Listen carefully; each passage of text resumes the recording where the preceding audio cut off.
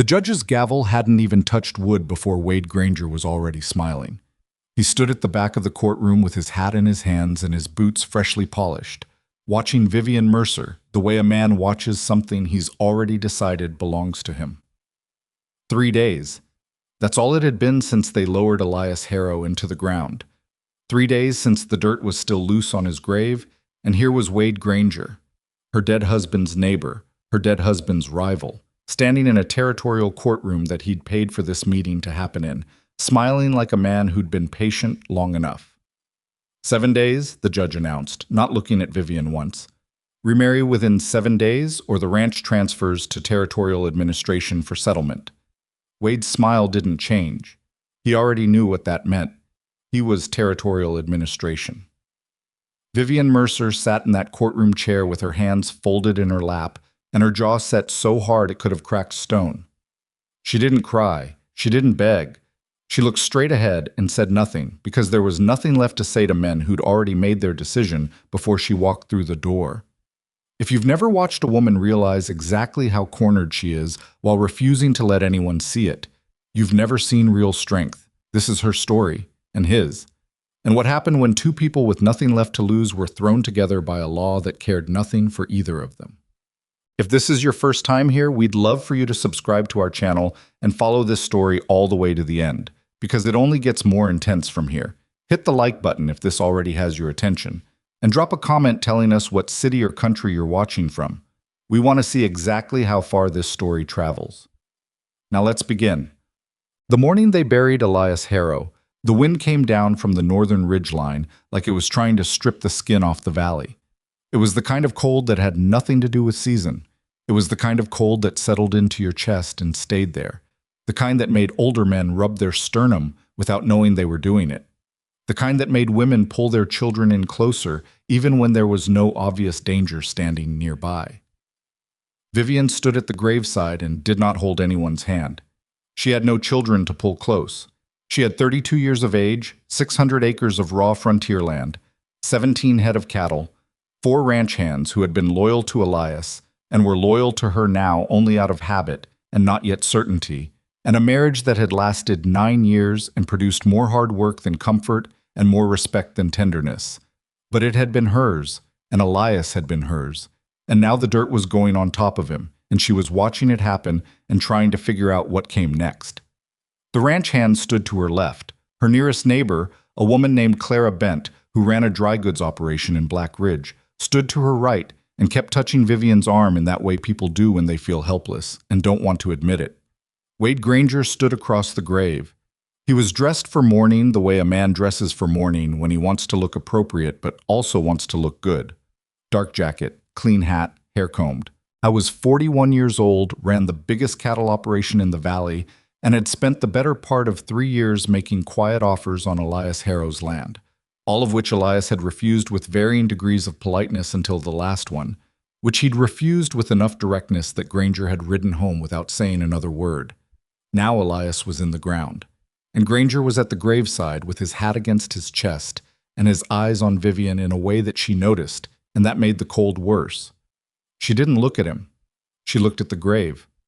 The preacher said words. The wind took most of them. When it was over, she walked back to the house alone, because that was what she needed to do. And she had learned a long time ago that what she needed and what people wanted to give her were almost never the same thing. 3 days later, the summons arrived. It came with a territorial seal and the name of a judge Vivian had never met, requesting her presence in Black Ridge's courthouse at 10 in the morning 2 days hence.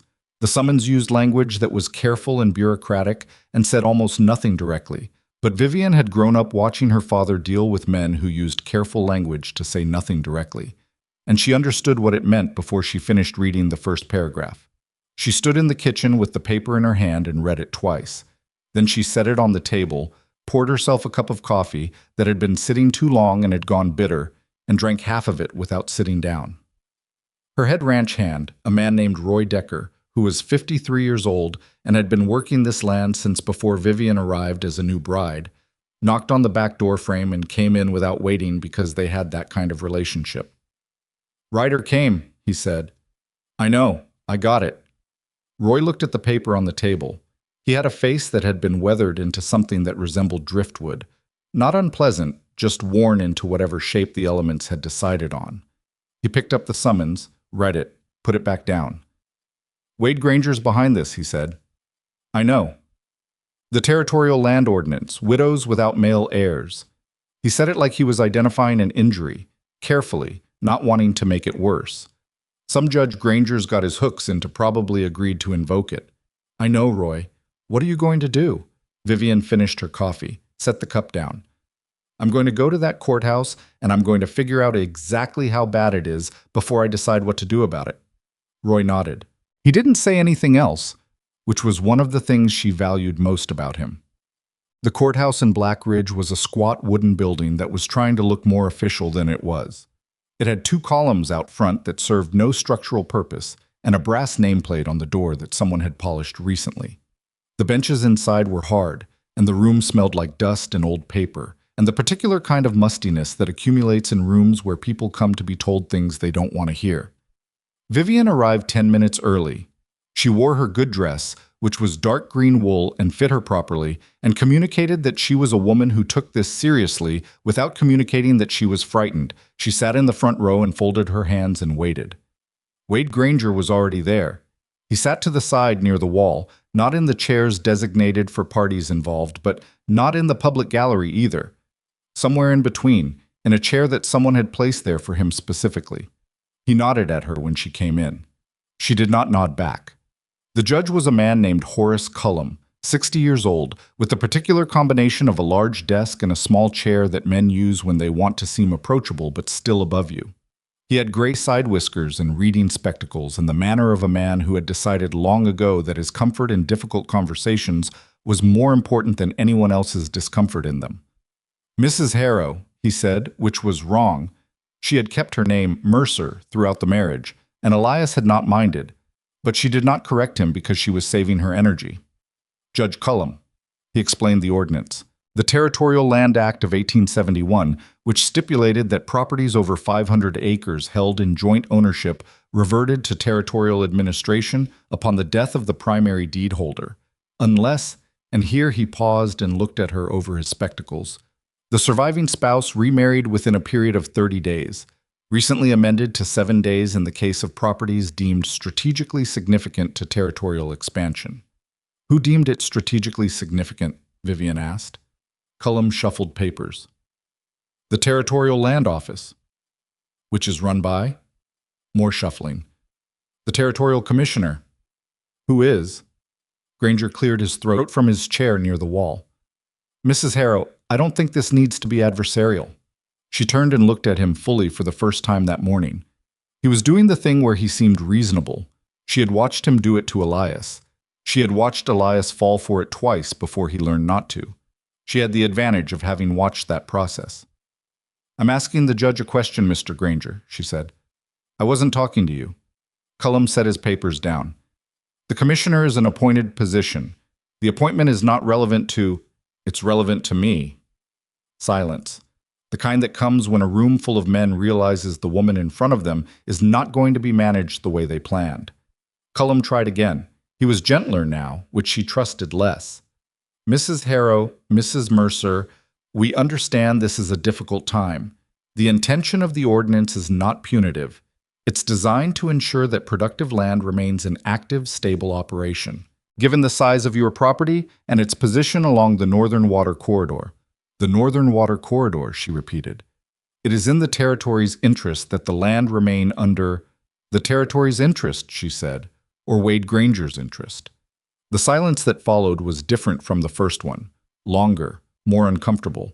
Granger uncrossed his legs and leaned forward slightly. "Vivian, I've always had respect for you and for Elias. I'm not here to take anything from you. I'm here because the law is the law and someone needs to walk you through your options." "My options," she said. "Let's hear them." Cullum laid them out. Option 1, remarry within 7 days, in which case the deed transferred to joint holding with the new husband, and operational rights remained intact. Option 2, contest the ordinance through territorial appeals, which would take 4 to 6 months, during which the property would be placed under administrative receivership, meaning she could not sell cattle, sign contracts, or make operational decisions without territorial approval. Option 3. Voluntary transfer of the deed to territorial administration with fair market compensation. She listened to all three without interrupting. Then she said, "What's the fair market compensation?" Cullum named a figure. It was roughly a third of what the land was worth.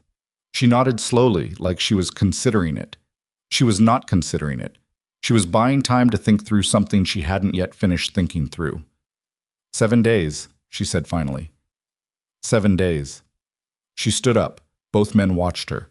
She picked up her gloves from the bench beside her and pulled them on, one at a time, with more deliberateness than the act required. "I'll be in contact," she said, and walked out of the courthouse into the gray morning, where the wind was doing its usual work of stripping warmth from everything it touched. She stood on the steps for a moment with her hands at her sides and her eyes on the middle distance, working through the problem the way her father had taught her to work through problems. Start from what's fixed, then find what moves. What was fixed? She had 7 days. She could not run the ordinance through appeals in time. She could not afford to be put under receivership. She would not sell at a third of value to a man who had manufactured this situation. What moved? The requirement was marriage. Not love, not partnership, not even cooperation. Just a name on a document and a signature from someone with enough legal standing that Granger and his judge couldn't challenge it. She needed a man who would agree to put his name on her deed and ask nothing in return. She stood on those steps in the cold and thought about who that man might be. She heard the name Silas Boone for the first time 2 days before the deadline, from Roy Decker, who had spent the intervening days quietly asking questions in the kind of places where you could ask questions without the answers getting back to Wade Granger. "He's been working a spread about 40 miles south," Roy said. "Odd jobs mostly. Rides alone. Doesn't talk much about where he came from." "Where did he come from?" Roy was quiet for a moment. "That's the question, isn't it? There are stories, the kind that tend to get bigger every time someone tells them." "What kind of stories?" "Gunfighter. That's the short version. Longer version involves a cattle baron down in the Southern Territories, a killing that may or may not have been self-defense, and about 3 years of moving from place to place since." Vivian was quiet. Outside, the wind had picked up again. "He's not the kind of man people invite to things," Roy said carefully. "He's the kind of man who shows up when there's trouble and then disappears before anyone can ask him about it.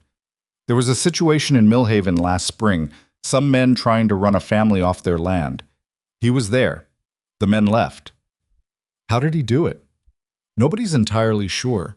That's part of why people talk about him the way they do." She looked at the paper on the table in front of her. 7 days, crossed down to 3 now, because she had spent 4 of them trying to find another answer, and had found none. "Can you find him?" Roy looked at her for a long moment, not judging, just measuring. "Probably. But Vivian, you understand what you're asking. A man with that kind of reputation. Even if he agrees, the town is going to say, 'The town,' she said, 'is already saying things. That's not new.'" He nodded. "I'll ride out in the morning." He found Silas Boone at a relay station 22 miles south of Black Ridge, where the man was doing fence repair for $1 a day and sleeping in the back of a barn. Roy later told Vivian that Silas's first response to the situation was silence. Not refusal, just silence, for long enough that it became its own kind of answer before any words arrived. Roy brought him back the following afternoon. Vivian was in the barn when she heard the horses, and she came out and saw Roy first, and then the man beside him. He was on a gray horse that looked as road-worn as he did. Big animal, solid, the kind that had covered a lot of ground and had the muscle and the scars to prove it.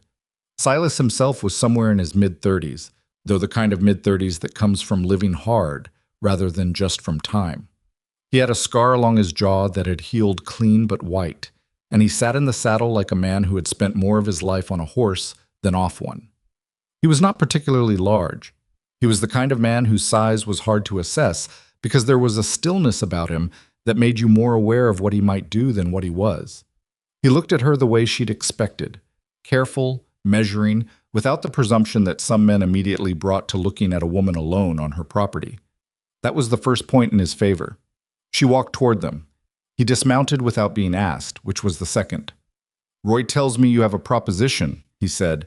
His voice was lower than she'd expected and unhurried, like a man who had decided at some point that words cost something and he wasn't going to spend them unnecessarily. "I do," she said. Can I offer you coffee first? No. She appreciated the directness. All right, then let me tell you what I need, and you can tell me if it's something you're willing to do. She explained it plainly, without softening anything, the way she would have explained a business arrangement to any man she was contracting with. The ordinance, the deadline, the marriage requirement, the fact that she was not looking for a husband in any real sense. She needed a name on a document and a man willing to take her name alongside his, publicly, for long enough that the claim on her land couldn't be challenged. She laid out what she was offering in return: lodging on the property, meals, a wage comparable to what a head foreman would earn, and her absolute non-interference in however he chose to spend his time, as long as it didn't bring law trouble to her door. When she finished, he was quiet for a moment. What happens, he said, when I decide to move on? We file for dissolution when the time is right. The deed stays in my name.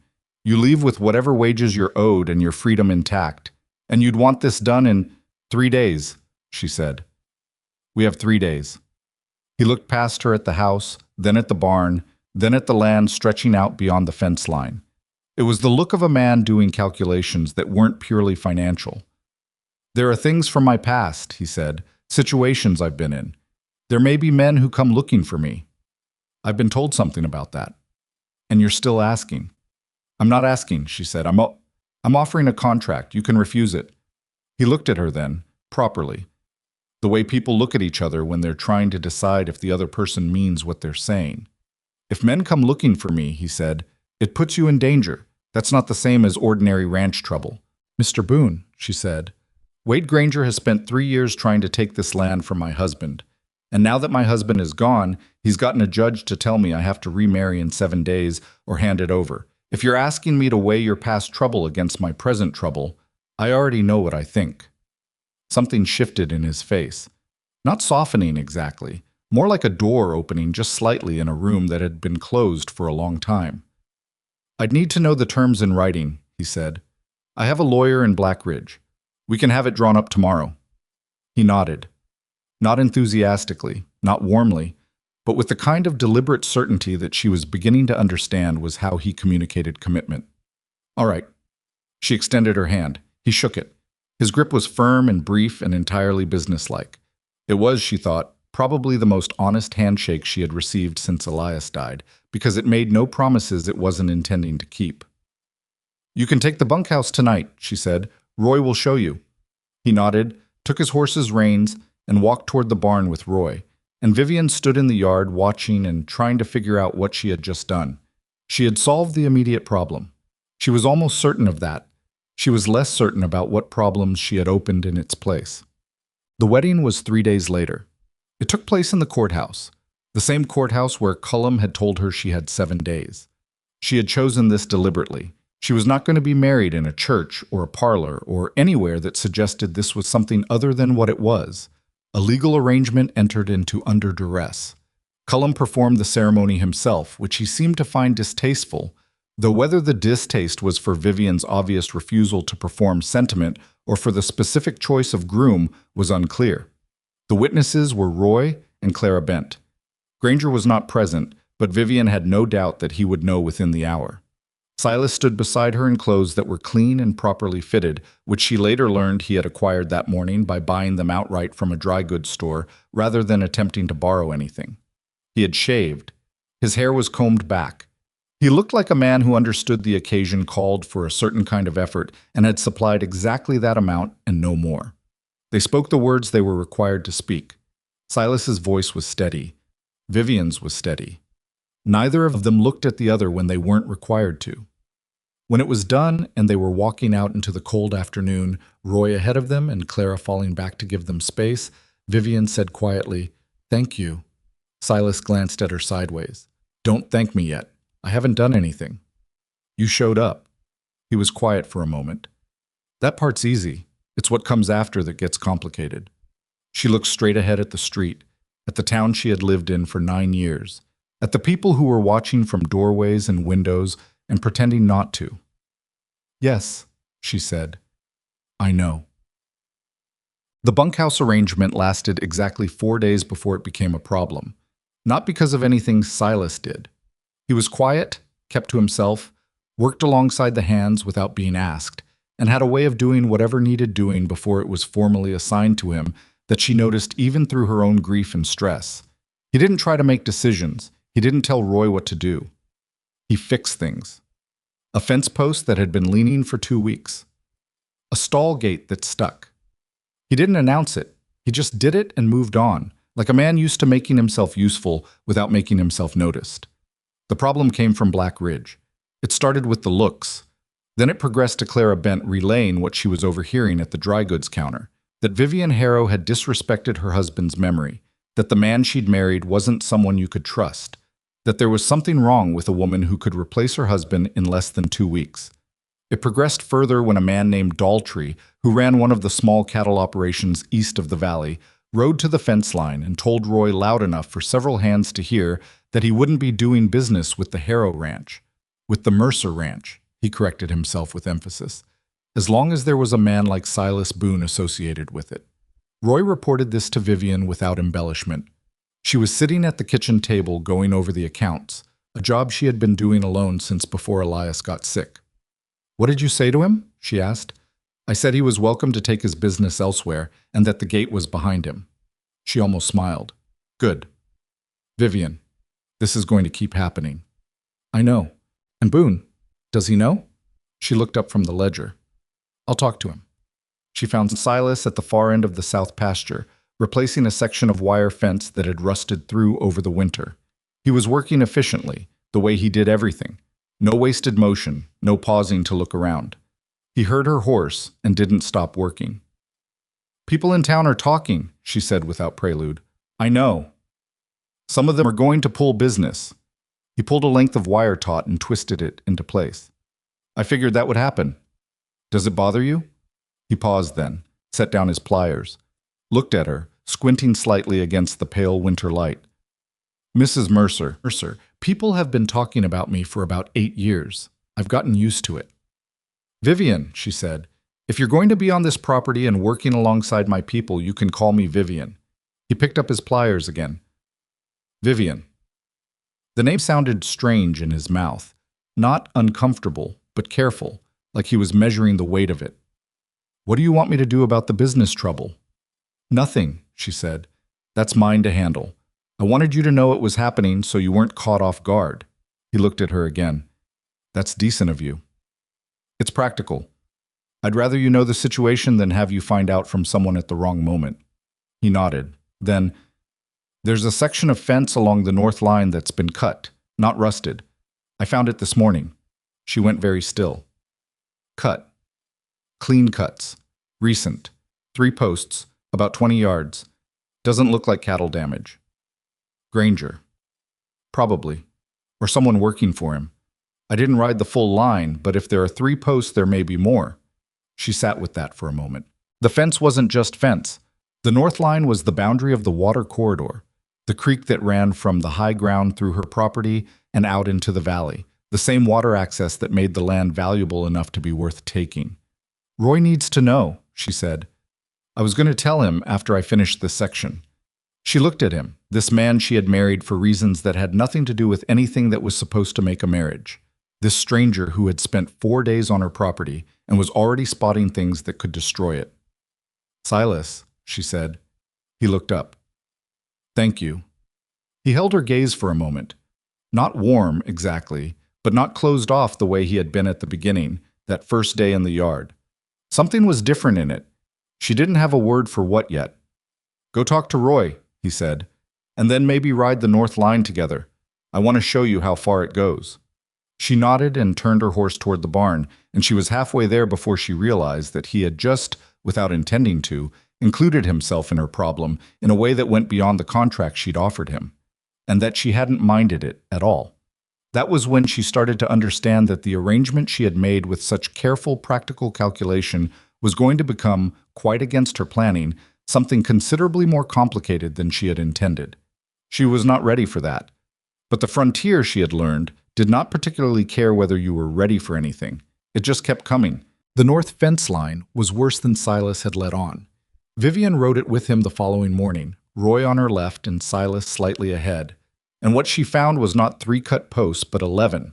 spread across nearly a quarter-mile of the boundary that ran parallel to the creek, spaced just far enough apart that the damage looked, to a casual eye, like it might be weather or age. But Silas had been right. The cuts were clean. Someone had used a proper wire tool, not a knife, and they had done it at night, probably more than once over a period of days. "They're not trying to run cattle through," Roy said, crouching at the third cut post, examining the wire end. "This isn't about access." "It's about documentation," Vivian said. Both men looked at her. "If the fence line is degraded, the boundary becomes disputable. Granger files a claim that the Northern Water Corridor boundary was never properly maintained. Territorial court agrees. The deed description is ambiguous, and suddenly the land survey becomes a legal question instead of a settled fact." She looked down the fence line at the remaining posts, half of them visibly compromised now that she knew what to look for. "He doesn't need to take the land by force. He just needs to make it unclear who it belongs to." Roy swore under his breath. Silas straightened up. How long to resurvey and document? A real survey? Weeks. A surveyor would have to come from Harlan or further. What about the original deed documents, the first filing? Elias kept everything in a lockbox in the study. "I have the original territorial filing, the land grant, the water rights registration." She paused. "At least I think I have the water rights registration. Elias handled it." "You think?" "I need to go through the box again." Silas looked at her for a moment with that particular look he had. Not critical, not worried, just measuring, like he was running numbers and waiting to see if they added up. "We should do that today." "I know. And someone needs to ride the rest of the fence, all of it, not just the north line." Roy nodded. "I'll take Hector and the two new hands." "Take your time doing it right," Silas said, and then caught himself and glanced at Vivian, checking whether he'd overstepped. It was a small gesture, almost involuntary, and it was the first time she had seen him second-guess himself about anything. "Sorry, that's your call." "No," she said. "That's the right call. Roy, take whoever you need."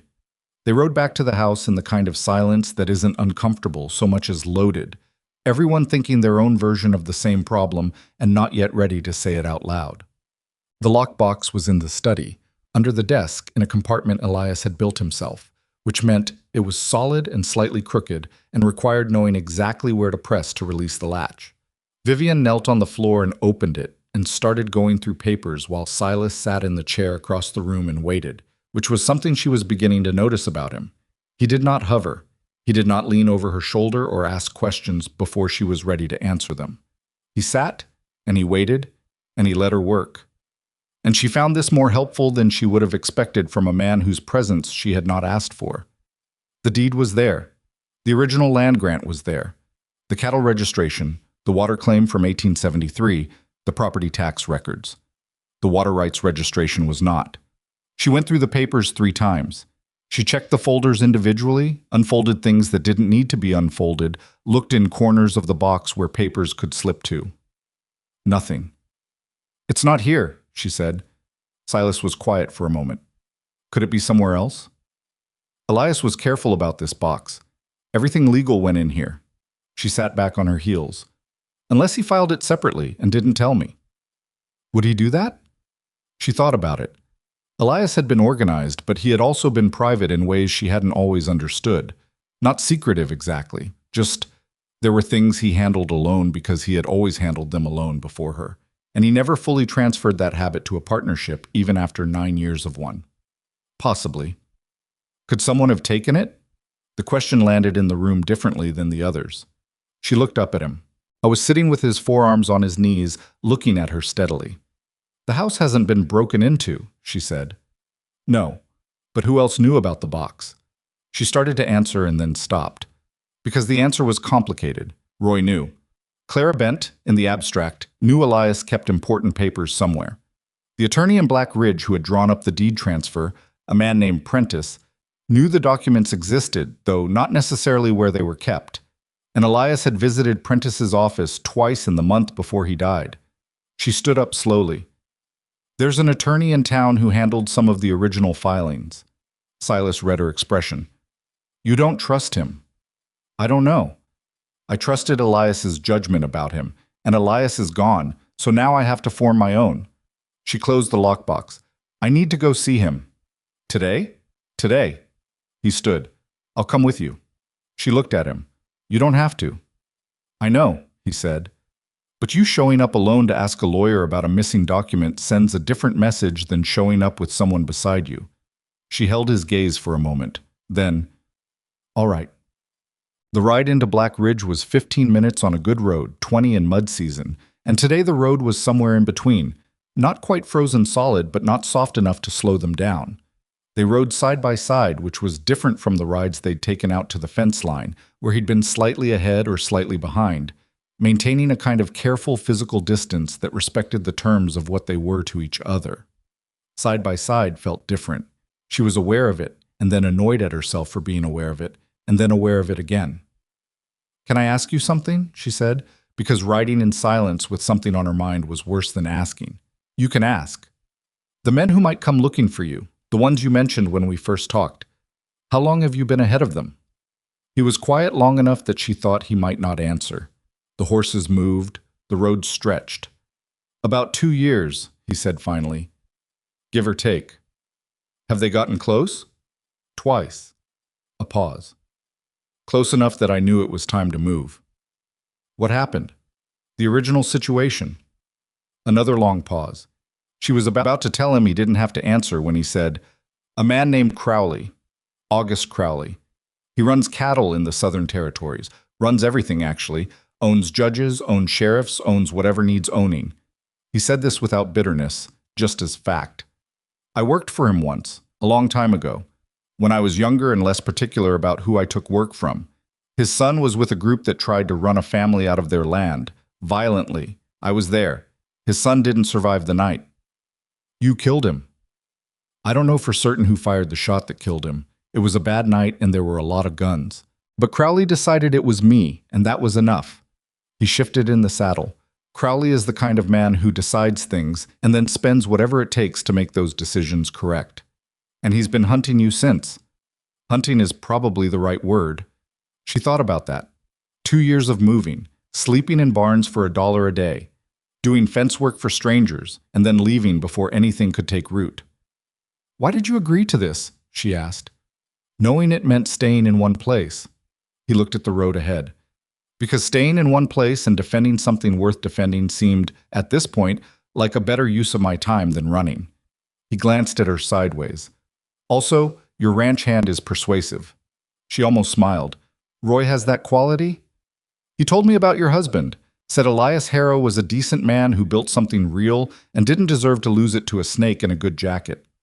That's Roy's way of describing Wade Granger. I figured. They rode into Black Ridge's main street, and she felt the shift in the air before she fully registered it. The way people paused, the way conversations dampened as they passed, the way eyes moved from her to him and back again, with the particular quality of a town that had been talking and wanted you to know it. Silas didn't react to it. She watched him not react to it. The set of his shoulders, the pace of his horse, the way his gaze moved across the street with the calm assessment of a man who had ridden into unfriendly towns before and had a method for it. She sat straighter in her saddle and looked straight ahead. They tied the horses outside Prentice's office and went in. The attorney Nathan Prentice was a thin man who looked like he had been taller once and had settled over the years into something smaller. He had a careful handshake and the eyes of a man who processed information slightly behind his face, so that what he was actually thinking and what his expression showed were never quite the same. He welcomed Vivian with appropriate condolences about Elias, did not quite conceal his surprise at Silas's presence, and gestured them both to chairs across from his desk. I need to know about the water rights registration, Vivian said. She did not sit down. The filing from 1873, the creek access along the north boundary. Prentice folded his hands. Of course, that would be in your property documents. It's not in my property documents. A pause. I see. Do you know where it is? The original would have been filed with the Territorial Land Office. You'd have a copy and they'd have the master record. I have a copy of the deed. I don't have a copy of the water rights registration. She watched his face. Did Elias file anything separately in the last year? Anything related to that document? Prentice took a moment too long to answer. Not long enough to be damning, just long enough. Elias consulted with me on several matters before his passing. Some of those conversations are covered by attorney-client.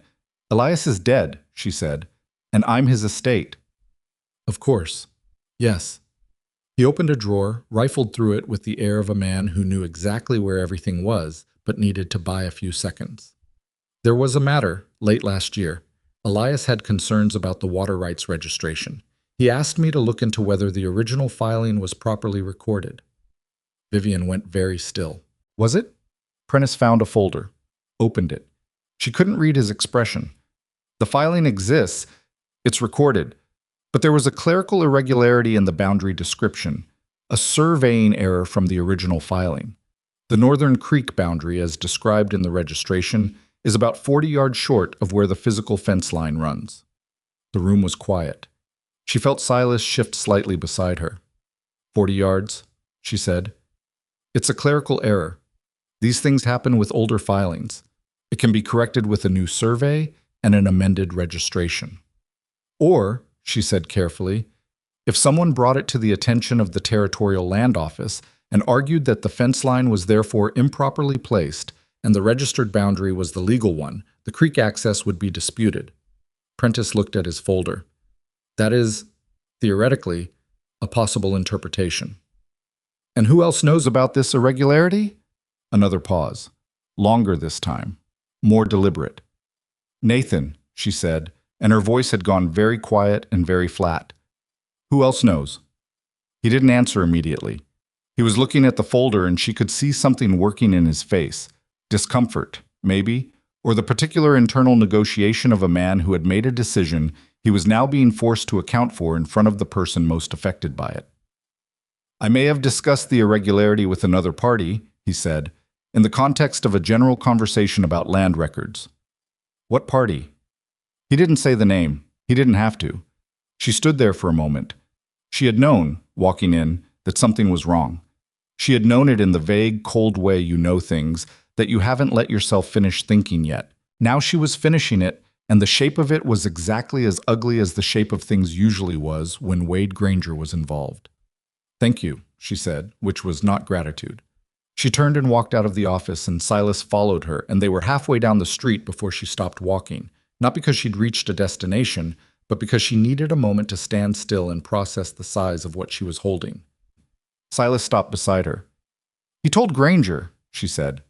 It wasn't a question. That's what it sounded like. Which means Granger knew about the boundary irregularity before he set the ordinance in motion. He's been building this for months. Maybe longer. She looked down the street at nothing in particular. He didn't just manufacture the legal pressure.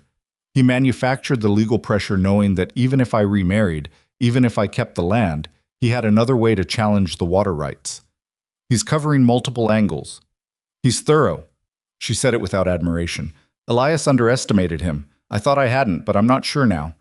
Silas looked down the street, not at anything specific, the same way she was looking, just taking in the space while thinking. Then, what do you need? The question was simple and direct, and she felt it differently than she'd expected. Not because it was offered as help. Roy offered help, Clara offered help, people offered things, but because of how it was offered. Without anything else attached to it. No pity, no solution already built into the asking, no assumption about what she would say, just the question. I need a legitimate survey, she said. And I need it done by someone Granger can't touch. And I need to find out if the Territorial Land Office has the original registration and what exactly it says. That takes time. I know. And while you're doing that, Granger is going to keep cutting fence and building his case. I know that too. He looked at her. So we make sure he doesn't get enough time to finish it. She looked back at him. How? He thought for a moment. We make it clear the property is actively maintained and actively defended. He's been working at night because no one's been watching. We change that. You want to patrol the fence line. I want to make it not worth his while to keep doing what he's doing. If every time his men come out to cut fence they find someone already there, it becomes a risk instead of an easy move. She considered it. It was practical. It was also, she realized, a significant commitment of his time, nights probably, walking fence line in the cold, which was not anywhere in the contract she had offered him. That's beyond what I asked you to do, she said. He held her gaze. I know. She didn't say anything to that because there wasn't anything to say that wouldn't change the nature of what this was between them. This careful, contracted, practical arrangement she had built with such deliberate emotional distance. He knew it too, she thought. She could see it in the way he waited, not pressing, just presenting the offer and letting her take it or leave it. "All right," she said finally, "but you're not doing it alone." "Wasn't planning to." They walked back to the horses and rode out of Black Ridge with the town watching and neither of them paying it much attention, which was, she thought, its own kind of answer to something, though she wasn't ready to say what. The storm came 5 days later. It arrived the way late winter storms arrived in that part of the territory, without much warning and with total commitment. The sky went the color of a bruise in the late afternoon, and by evening the wind was working hard from the northwest, and by midnight it was a full-throated assault with rain and sleet mixed in and the temperature dropping fast. Vivian woke at 2 in the morning to the sound of cattle moving wrong. Not the ordinary shuffling of a herd settling in bad weather. Moving wrong. With urgency, with the particular high-register noise cattle make when something is frightening them. She was dressed and out of the house in under 5 minutes. Roy was already at the barn door, holding a lantern, his expression tense in the moving light. "Something's in the south pasture," he said. "The herd's pushing toward the north fence." "How many hands do you have?" "Hector and Dolan. The other 2 are in the bunkhouse. Get them up." She was already moving toward the corral. "Where's Silas?" "Haven't seen him."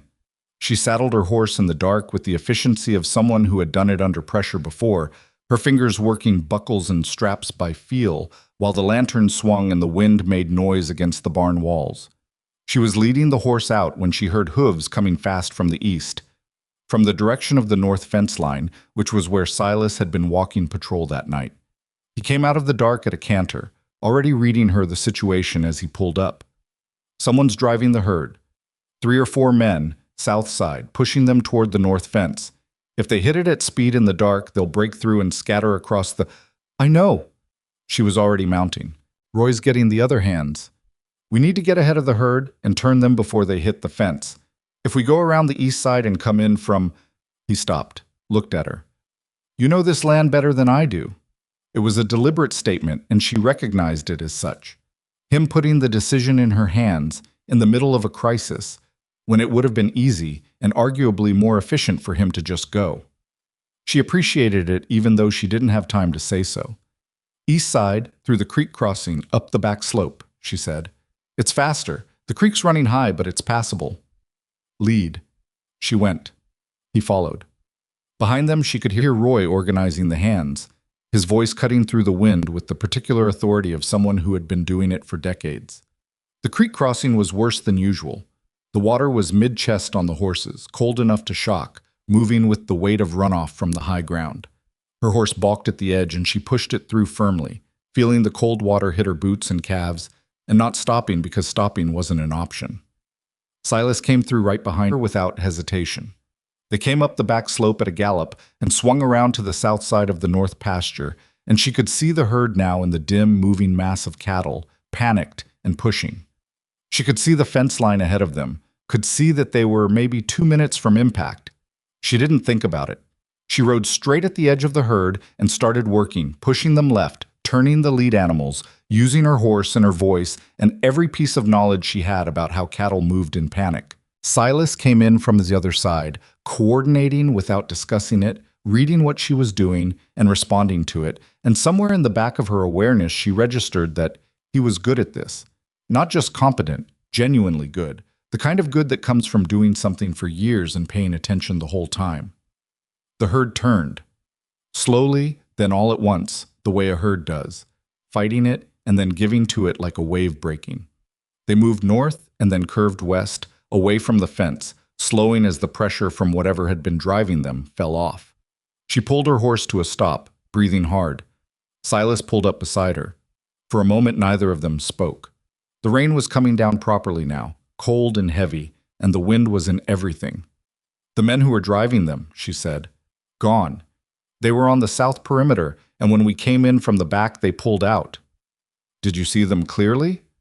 "No, but they had horses and tools. It wasn't opportunistic. They came prepared for this." She stood in the rain and the dark and looked at the settled herd, and felt something that was past anger now, past the immediate crisis response, into something colder and more deliberate. Granger had sent men to run her cattle into a fence during a storm. If the herd had broken through, scattered in the dark, some of them wouldn't be recovered. The financial loss would have been significant. The legal argument about property maintenance would have been stronger. He was not going to stop. Roy arrived with the hands, and they moved the herd to the more sheltered north section, and then Roy stayed to watch them while Vivian and Silas rode back toward the house, still in the rain. She heard him before she saw, a sound from the brush at the east fence line, something that was almost nothing, almost just wind and wet branches, but not quite. She pulled up her horse. Silas pulled up immediately. His hand went to his side. He had a gun there. She had known it was there, had always known, though she had never seen him reach for it before. A man came out of the brush on foot, hat in his hand, hands visible. Young, early 20s maybe, soaking wet, mud on his boots and knees, looking more frightened than frightening. "I ain't with them," he said quickly, to Silas more than Vivian, the words coming out fast. "I was supposed to be, but I didn't. I stayed back. I didn't touch the fence or the cattle. I swear it." Silas didn't lower his hand from his gun side. "Who sent you?" Not a question, a statement aimed at the truth. The young man swallowed, looked at Vivian, then back at Silas. "Granger's man, fella named Tate. He said it was just about moving some cattle, said nobody was going to get hurt." "What's your name?" Vivian said. "Micah. Micah Dern. I was working at Granger's East Spread. I needed the money and I didn't ask enough questions, and then when we were out here and I saw what they were actually doing." He stopped, wiped rain off his face. "I'm sorry, ma'am. I know that's not worth much right now." Silas looked at him for a long moment with that measuring look that she was learning to read, working out what was true and what wasn't, and what the difference mattered. "You willing to say what you saw tonight in front of a witness?" Silas said. The young man blinked. "A witness? Name of the man who hired you. What you were told to do. What you actually saw happen." Micah Dern was quiet for a moment, standing in the rain with his hat in his hands, looking like a man who understood he had come to a fork in his life and was figuring out which way was worth taking. "If I do that," he said slowly, "Granger's going to know I talked." "Yes," Silas said. He didn't soften it. Micah looked at Vivian. She met his eyes and didn't say anything, because this was his decision, and she had enough respect for people making their own decisions not to push. "All right," Micah said finally. "I'll say what I know." Vivian looked at Silas. He was already putting together, she could see it in his face, what came next, where they took this, who they put it in front of, how they built it into something that couldn't be ignored. She was doing the same calculation. They arrived at roughly the same place at roughly the same time, which she noticed, and which she tucked away without examining too closely, because the rain was still coming down and there were still cattle to settle, and it was 3 in the morning, and there was too much left to deal with before she could afford to think about anything that wasn't immediately in front of her. "Come up to the house," she said to Micah Dern. "Get dry. And then you're going to tell me everything you know about what Granger's been planning." She turned her horse toward home and heard them both fall in behind her, and overhead the storm was still working, loud and cold and indifferent, the way the frontier always was. It didn't care who was right or who was wrong, or who was trying to hold on to what was theirs. It just kept coming. But then, so did she. Micah Dern sat at Vivian's kitchen table with a blanket around his shoulders and a cup of coffee going cold in front of him, and he talked for nearly 2 hours. He was not, it turned out, a bad man. He was a 23-year-old who had needed work after a dry season wiped out his family's small claim east of the valley, and he had taken what was available without asking enough questions about who was asking. He said this himself, without excuses layered on top of it, which made Vivian inclined to believe the rest of what he said. What he said was considerable. Granger had been planning this for at least 8 months, since before Elias got sick, which meant the sickness itself may have been factored into the timeline in ways that made Vivian feel cold, in a way that had nothing to do with her wet clothes. Granger's man Tate had put together a crew of 6, rotating them through different tasks, so no single man knew the full picture. Some cut fence. Some spread rumors in town. Some had been watching the road for anyone coming or going from the Mercer property, with the specific instruction to report back if a lawyer or a land surveyor appeared. "He's got someone at the Territorial Land Office," Micah said. "I don't know who, but Tate mentioned it. Said if anyone came to file anything about the water claim, they'd know within the day. Vivian looked at Silas across the table. He was leaning back in his chair with his arms crossed, watching Micah with that steady attention he brought to things, not interrupting. What about the attorney? She said. Prentice. Micah's jaw tightened slightly. I don't know his name, but Tate said there was a man in town who'd been helpful with some paperwork situation. Said it was handled. Handled. She filed that word away. The men tonight, Silas said. The ones who drove the cattle. Would you recognize them? Two of them, yeah. Tate and a fella called Greer, big man, red beard. And Granger himself. Does he know what his men are doing specifically, or does he give orders and look the other way? Micah considered this. Tate reports directly to Granger. I've seen them talking. Granger's not the kind of man who doesn't know what's happening on his behalf. Silas nodded slowly. Vivian stood up. Her clothes were still damp and her boots had left watermarks on the floor, and she was tired in the bone-deep way that comes after an adrenaline situation winds down and leaves nothing behind it. You can sleep in the bunkhouse tonight. In the morning, I need you to be willing to repeat everything you've told me to a man I trust. Not Prentice. Someone else. Who? A circuit judge named Alderman who comes through Harlan every 6 weeks. He doesn't owe Granger anything because he doesn't live in this county, and Granger's reach only goes so far. She looked at Micah steadily. Are you willing to do that? The young man was quiet for a moment, his hands wrapped around the cold coffee cup. If I do, I can't go back to working for Granger. No, you can't. I don't have anywhere else. I can offer you work here, she said. Fair wages. Same as the other hands. She paused. I won't pretend it's charity. I need people I can trust, and right now my roster is short. Micah looked at her, then at Silas, then back at her. Something settled in his face. Not relief exactly, more like a decision being completed. All right, I'll talk to your judge. After Roy took him out to the bunkhouse, Vivian and Silas were left in the kitchen. The fire had burned low, and the rain was still working at the windows, a little quieter now, the storm's worst energy spent. She was at the stove reheating coffee that didn't need to be reheated because she needed something to do with her hands. He said Granger's been planning this since before Elias got sick, she said. I heard. That means... She stopped. Pressed her hand flat against the stovetop for a moment, not on the heat, just on the cool iron at the edge. I don't know what that means exactly. I don't want to think about what that might mean about Elias's sickness. Silas was quiet. He didn't rush to reassure her, and he didn't tell her she was being paranoid, and she was grateful for both omissions. Don't go down that road until you have something to go down it with, he said finally. Right now you have enough to deal with. I know. She poured the coffee, poured a second cup, set it at the edge of the table near where he was sitting, which she did without thinking about it, and then noticed she'd done it and left it there anyway. He picked it up. The circuit judge. Alderman. When does he come through Harlan next? 11 days. That's time Granger has to keep moving. If he finds out about Micah before then, he'll move faster. She sat down across from him. I know. What do you want to do? She wrapped both hands around her cup. I want to make sure that when Alderman arrives, I have more than one young man's testimony. I want documents. I want witnesses who can't be bought or threatened. I want to build something so solid that when I put it in front of a judge, it takes the entire thing off the table permanently. That's a lot to build in 11 days. I know what it is. He looked at her across the table, in the low firelight, with the rain on the windows and the house quiet around them, and she had the strange sensation of being genuinely seen, not assessed, not measured in the way he sometimes measured things, but actually seen. The way very few people had looked at her since she was young enough that people still bothered trying to understand her. She looked back at him. What? Nothing. He shook his head slightly and looked down at his coffee. Get some sleep. I'll do another pass of the fence line before dawn. You don't need to. I'll do it, he said, not sharply, just with the quiet certainty that she was coming to understand meant the conversation was finished. She didn't push. Thank you, for tonight. The herd's safe, he said. That's what matters.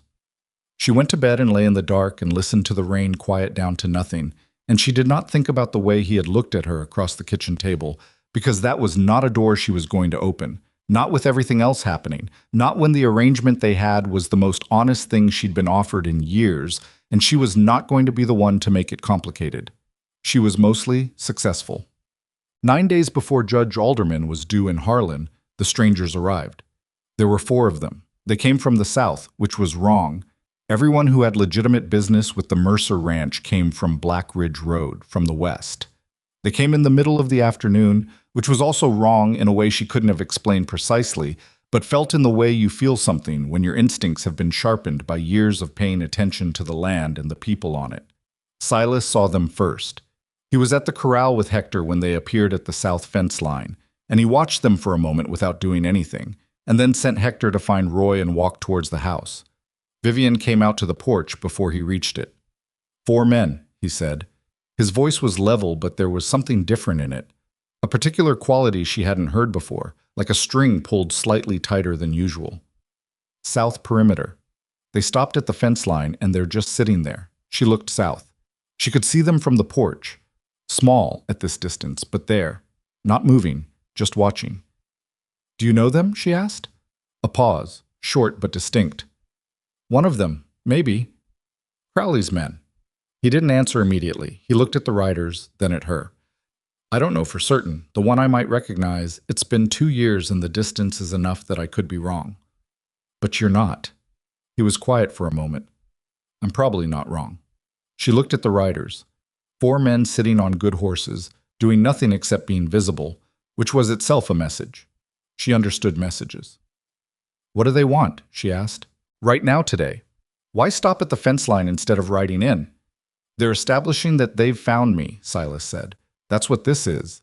They've tracked me here and now they're letting me know they've done it, so that when they move, I know it wasn't an accident. That's a threat. That's a warning. The threat comes after. Roy arrived at the porch with Hector behind him, and both men looked south at the riders. Roy's expression did what it always did when processing serious information. It went very still and very focused. Armed? Roy said. Certainly, Silas said. What do we do? Silas looked at Vivian, not at Roy, which was, she thought, becoming a habit.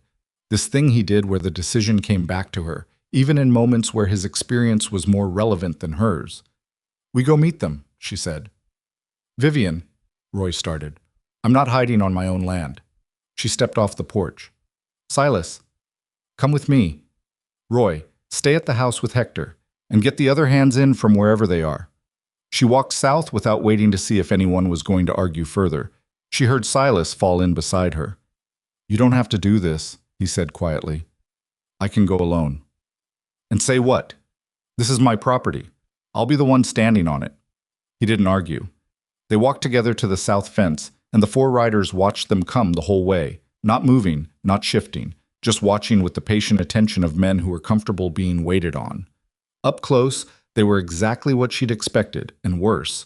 The kind of men who wore their dangerousness plainly, not as performance, but as fact. Trail-worn and hard-eyed and armed with the casual readiness of men who spent most of their time in situations where being ready mattered. The one in front was older than the others, maybe 50, with a deeply lined face and the deliberate stillness of a man who had been in enough situations that nothing surprised him anymore. He looked at Silas for a long moment before he looked at Vivian. Boone, he said. Calder, Silas said. His voice was flat. Been a while. It has. Calder looked at Vivian with what was technically a polite expression. Ma'am, we don't mean any trouble with you or yours. You're on my fence line uninvited, she said. That's already some trouble. He almost smiled. Fair enough. We've been looking for this man for 2 years on behalf of a grieving father who wants satisfaction for the death of his son. Satisfaction, she repeated. That's the word Mr. Crowley uses. And what does satisfaction look like? Calder's eyes moved back to Silas. That's a conversation for him and me. Any conversation happening on my property happens with me present, Vivian said. So if you want a conversation, that's the condition. Calder took a long moment with that. He looked at her the way experienced men sometimes looked at women who surprised them, recalibrating, reassessing, deciding whether to be irritated or respectful. He seemed to land barely on respectful. You've got yourself a complicated situation, Boone, he said, putting down roots. I'm aware, Silas said. Mr. Crowley is going to come himself, Calder said. He's a week behind us. We were just riding ahead to confirm the location. He looked at Silas steadily. Run if you want. It won't change what happens. He'll follow you wherever you go now. I'm not running, Silas said. Calder looked at him for a moment, something shifting in his expression. Surprise, maybe, though he controlled it quickly. Then we'll see you in a week. He turned his horse, and the other three turned with him, and they rode south the way they'd come, unhurried, not looking back. Vivian stood at the fence and watched them go. He's coming personally, she said. Yes. How bad is that?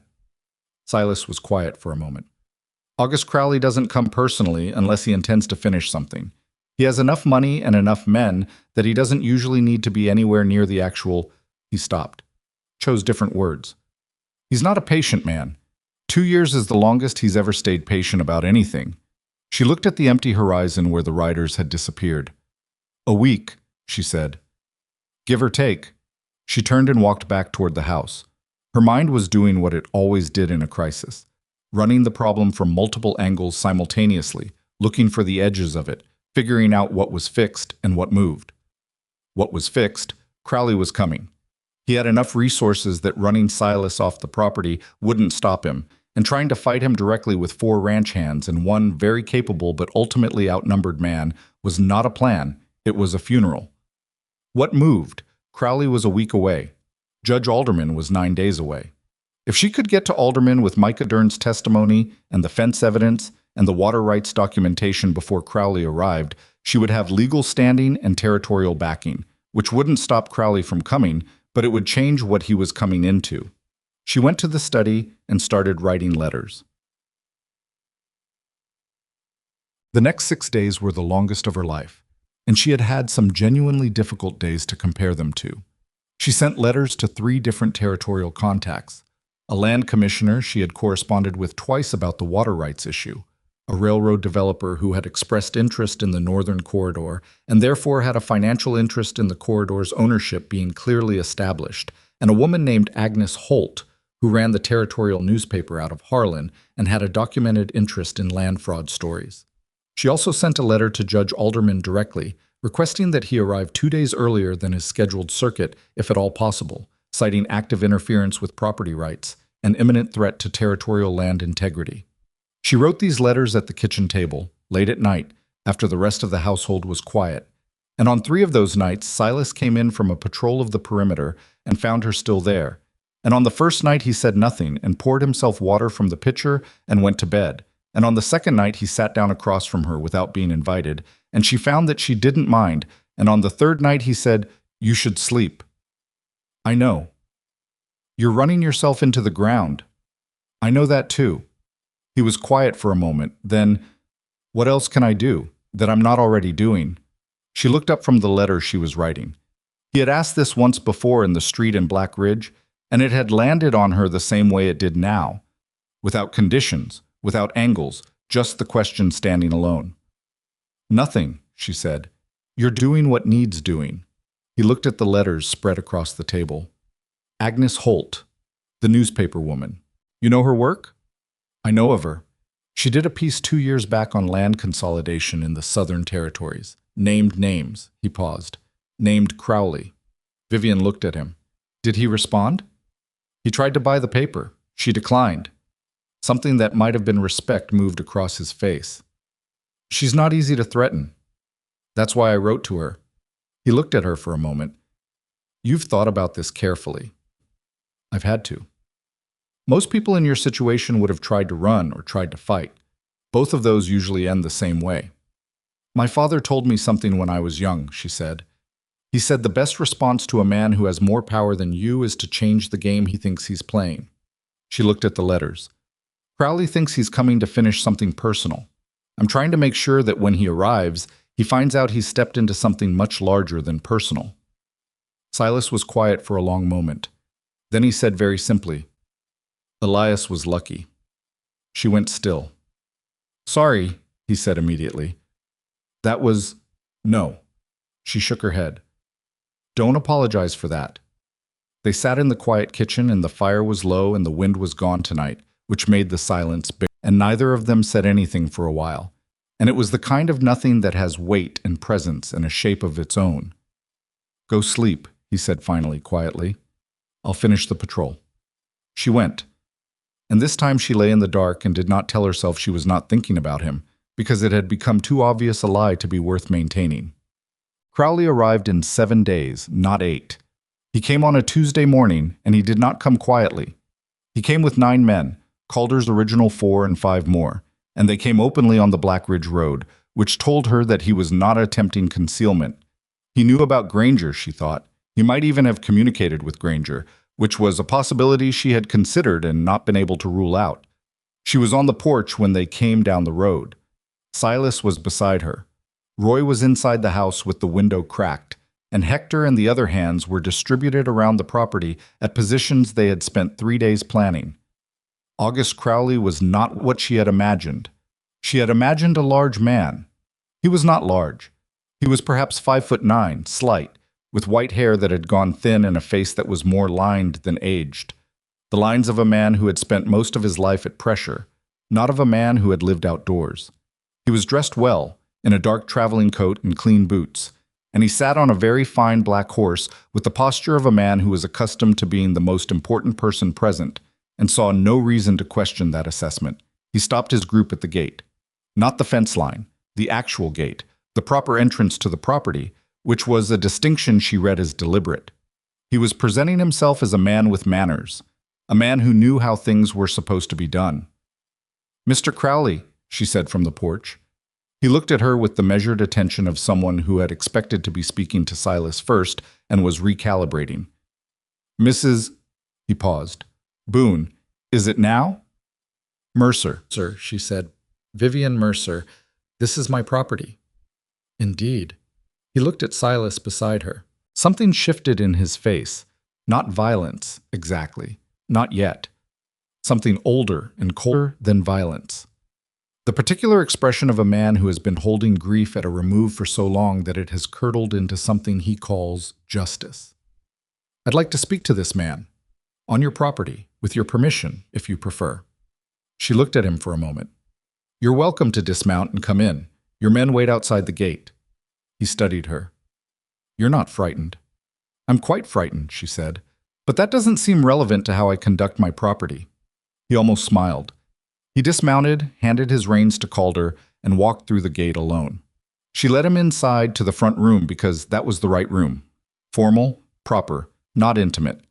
Silas came in and stood to the side. Crowley took the offered chair with the manner of a man who always took offered chairs because it was his right to occupy any space he chose. "I'll be direct," Crowley said. "My son is dead. This man was present when he died, and in my judgment bears responsibility for it. I have spent 2 years and a considerable sum looking for him, and I am not the kind of man who abandons a purpose once committed." "I understand that," Vivian said. "What I'm asking you to understand is that what you do on this property is subject to territorial law, and that I have corresponded with Judge Alderman of the Territorial Circuit, who arrives in 2 days, as well as with the Territorial Commissioner's Office and the Harlan Territorial Register." She paused. Agnes Holt of the Register is, in fact, currently in Black Ridge, having arrived yesterday afternoon. Something moved in Crowley's face, quick, contained, but there. "She's writing about land fraud in the Northern Territories," Vivian continued. "She has a particular interest in how outside money and influence gets applied to small property holders. I gave her some documents yesterday that I think she found useful." Crowley looked at her for a long moment, then at Silas. "You married well," he said, and it was not quite a compliment and not quite an insult. Something in between that acknowledged, at least, that the situation was not what he had ridden into expecting. "Mr. Crowley," Vivian said, "I'm not asking you to forgive anything. I'm not asking you to change what you believe about what happened to your son. I'm asking you to consider that coming onto this property with 9 armed men and whatever intention you've carried 2 years to deliver is going to put your name in a newspaper story that will damage your business interests in ways that outlast whatever satisfaction you might feel." Crowley was quiet.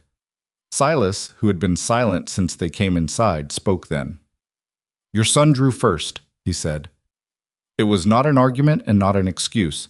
It was a statement offered plainly to a man who might or might not be capable of receiving it. I'm sorry for what happened. I have been sorry for it for 2 years. He was young, and I don't think he understood what he was part of that night. And I've thought about that more than you probably believe. Crowley looked at him.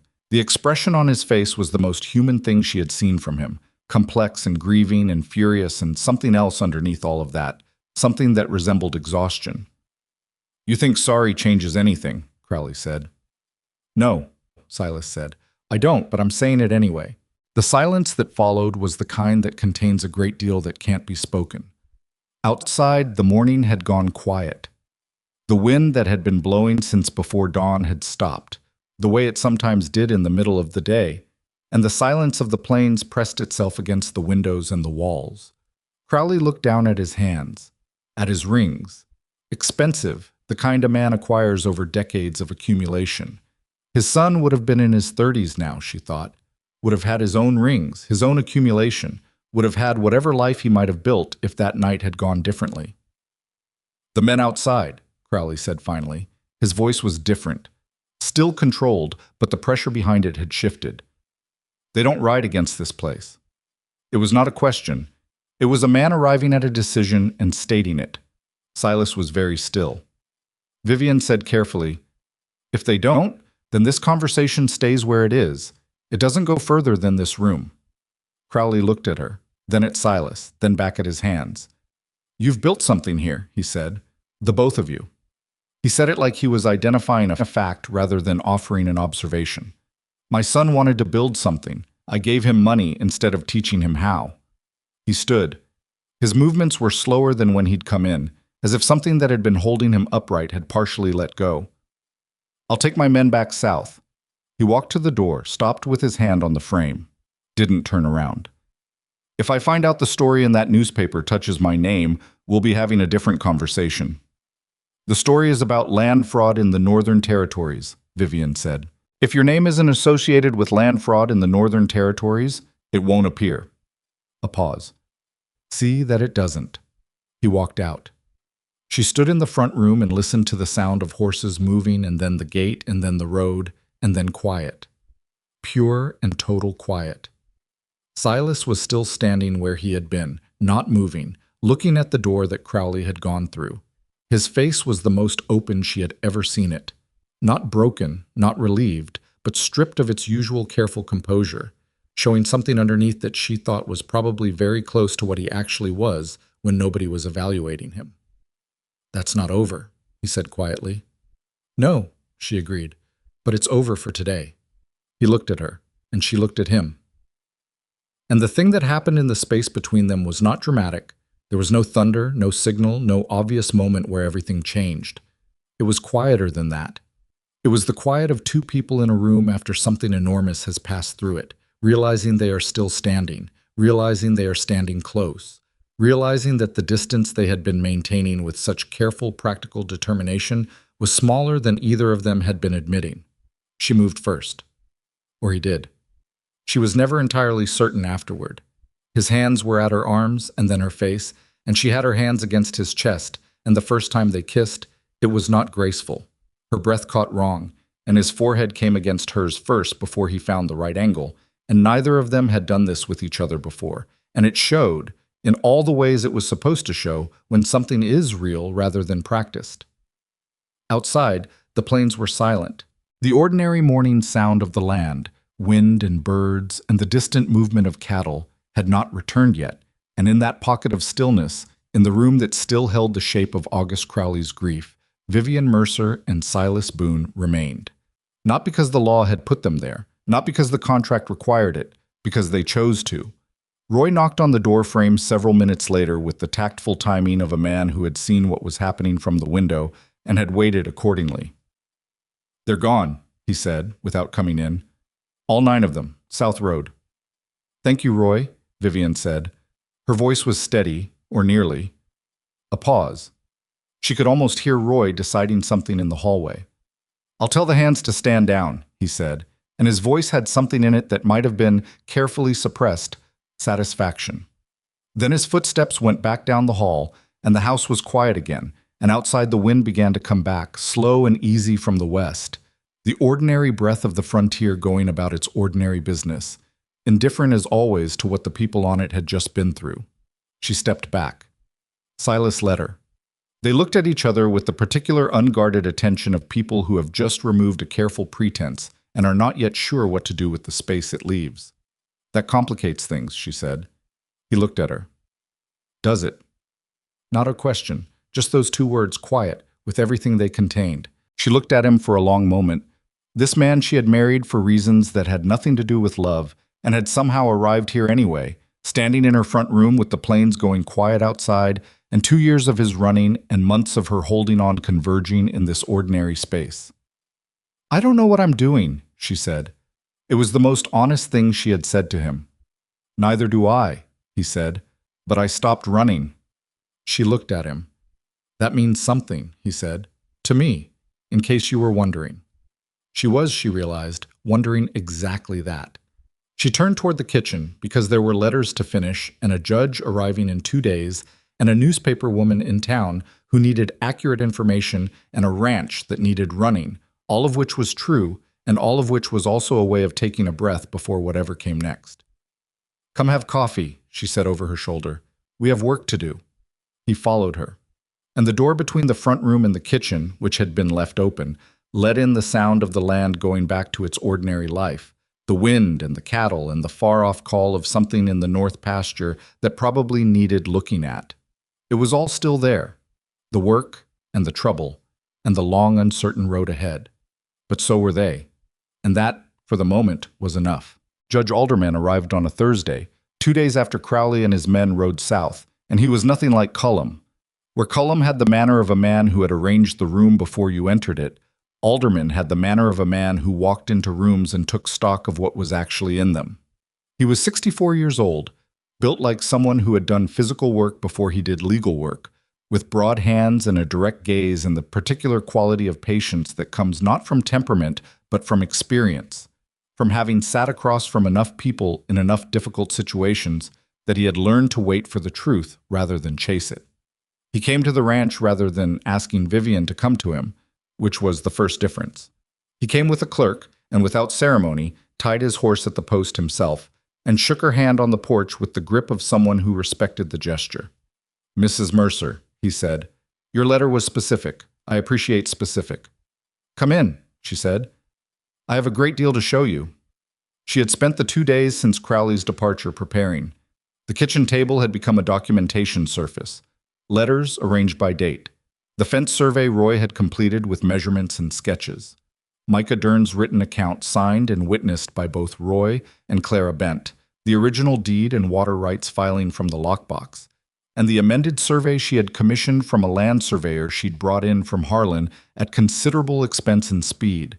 She had also received, the previous afternoon, a written communication from the railroad investor she'd contacted, a man named Garrett Foss, who operated out of the capital and had genuine financial stakes in the Northern Water Corridor. His letter was careful and businesslike, and made clear that he was monitoring the situation with significant interest. Alderman sat at the table and went through everything methodically. His clerk took notes. Silas stood by the window and said nothing, which was what she had asked him to do, not because his presence wasn't useful, but because she had calculated that this particular conversation would go better if it appeared to be her own. It took an hour and 40 minutes. When Alderman set down the last document, he looked at her across the table with the expression of a man who has encountered something more organized than he expected, and is deciding whether to be impressed or concerned. You've been thorough, he said. I had to be. The fence interference and the cattle driving. Micah Dern's testimony is useful, but it's one man, a young man who was working for Granger until recently. A good attorney could work against his credibility. I know. That's why I also have Roy Decker's account of what he found during the full fence inspection, the physical evidence from the cut posts which I have stored in the barn, and confirmation from 2 of my other hands who rode patrol with Silas and observed the same patterns of interference over a 3-week period. Alderman looked at his clerk, who was still writing, then back at her. And the water rights irregularity, the boundary description error. The new survey corrects it. The physical fence line matches the actual historical boundary as established by the original land grant. The clerical error in the registration is demonstrably a transcription error, not an intentional misrepresentation. I have the original surveyor's field notes from 1873, which I tracked down through the territorial archive with the help of, she paused, a contact who knew where to look.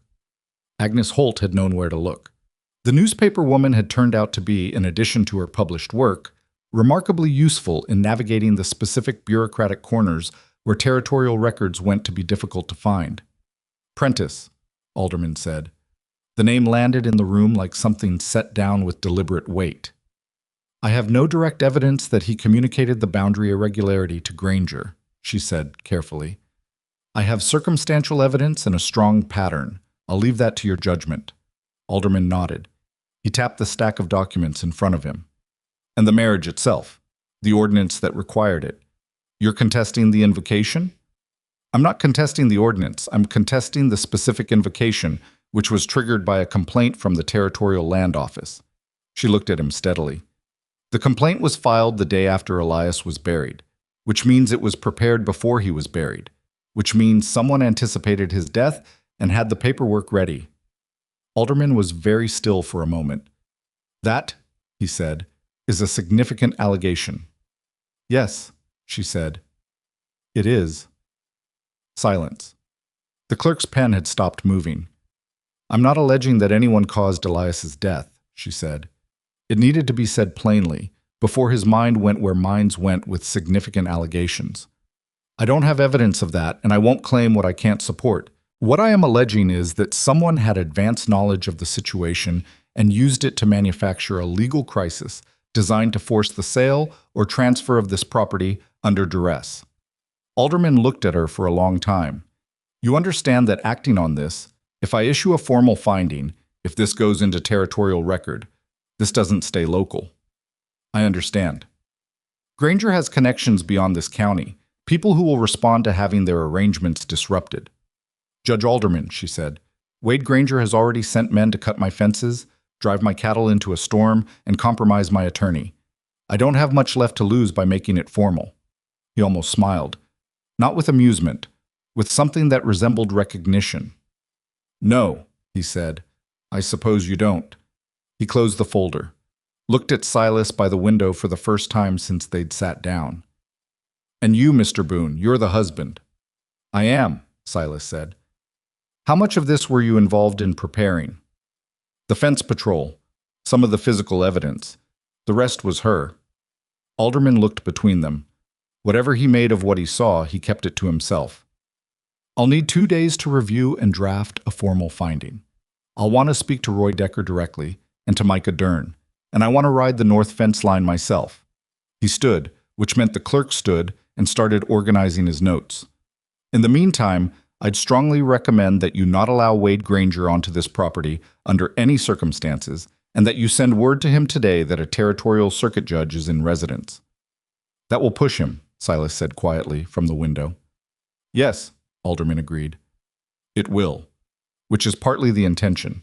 I want to see what he does when he's pushed. He took his hat from the table and nodded at Vivian. You've done good work here, Mrs. Mercer, more than most would have managed. I had help, she said.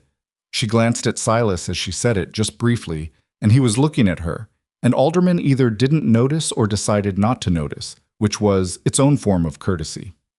She sent the message to Granger that afternoon. Roy wrote it himself, because Roy delivering it was its own kind of message. A man who had worked that land for decades, carrying formal notice of a territorial judge's presence. Granger would understand every layer of it. Roy came back in the early evening and reported that Granger had read the note, set it on his desk, and said pleasantly that he looked forward to cooperating fully with any territorial inquiry and that he had always acted in complete accordance with the law.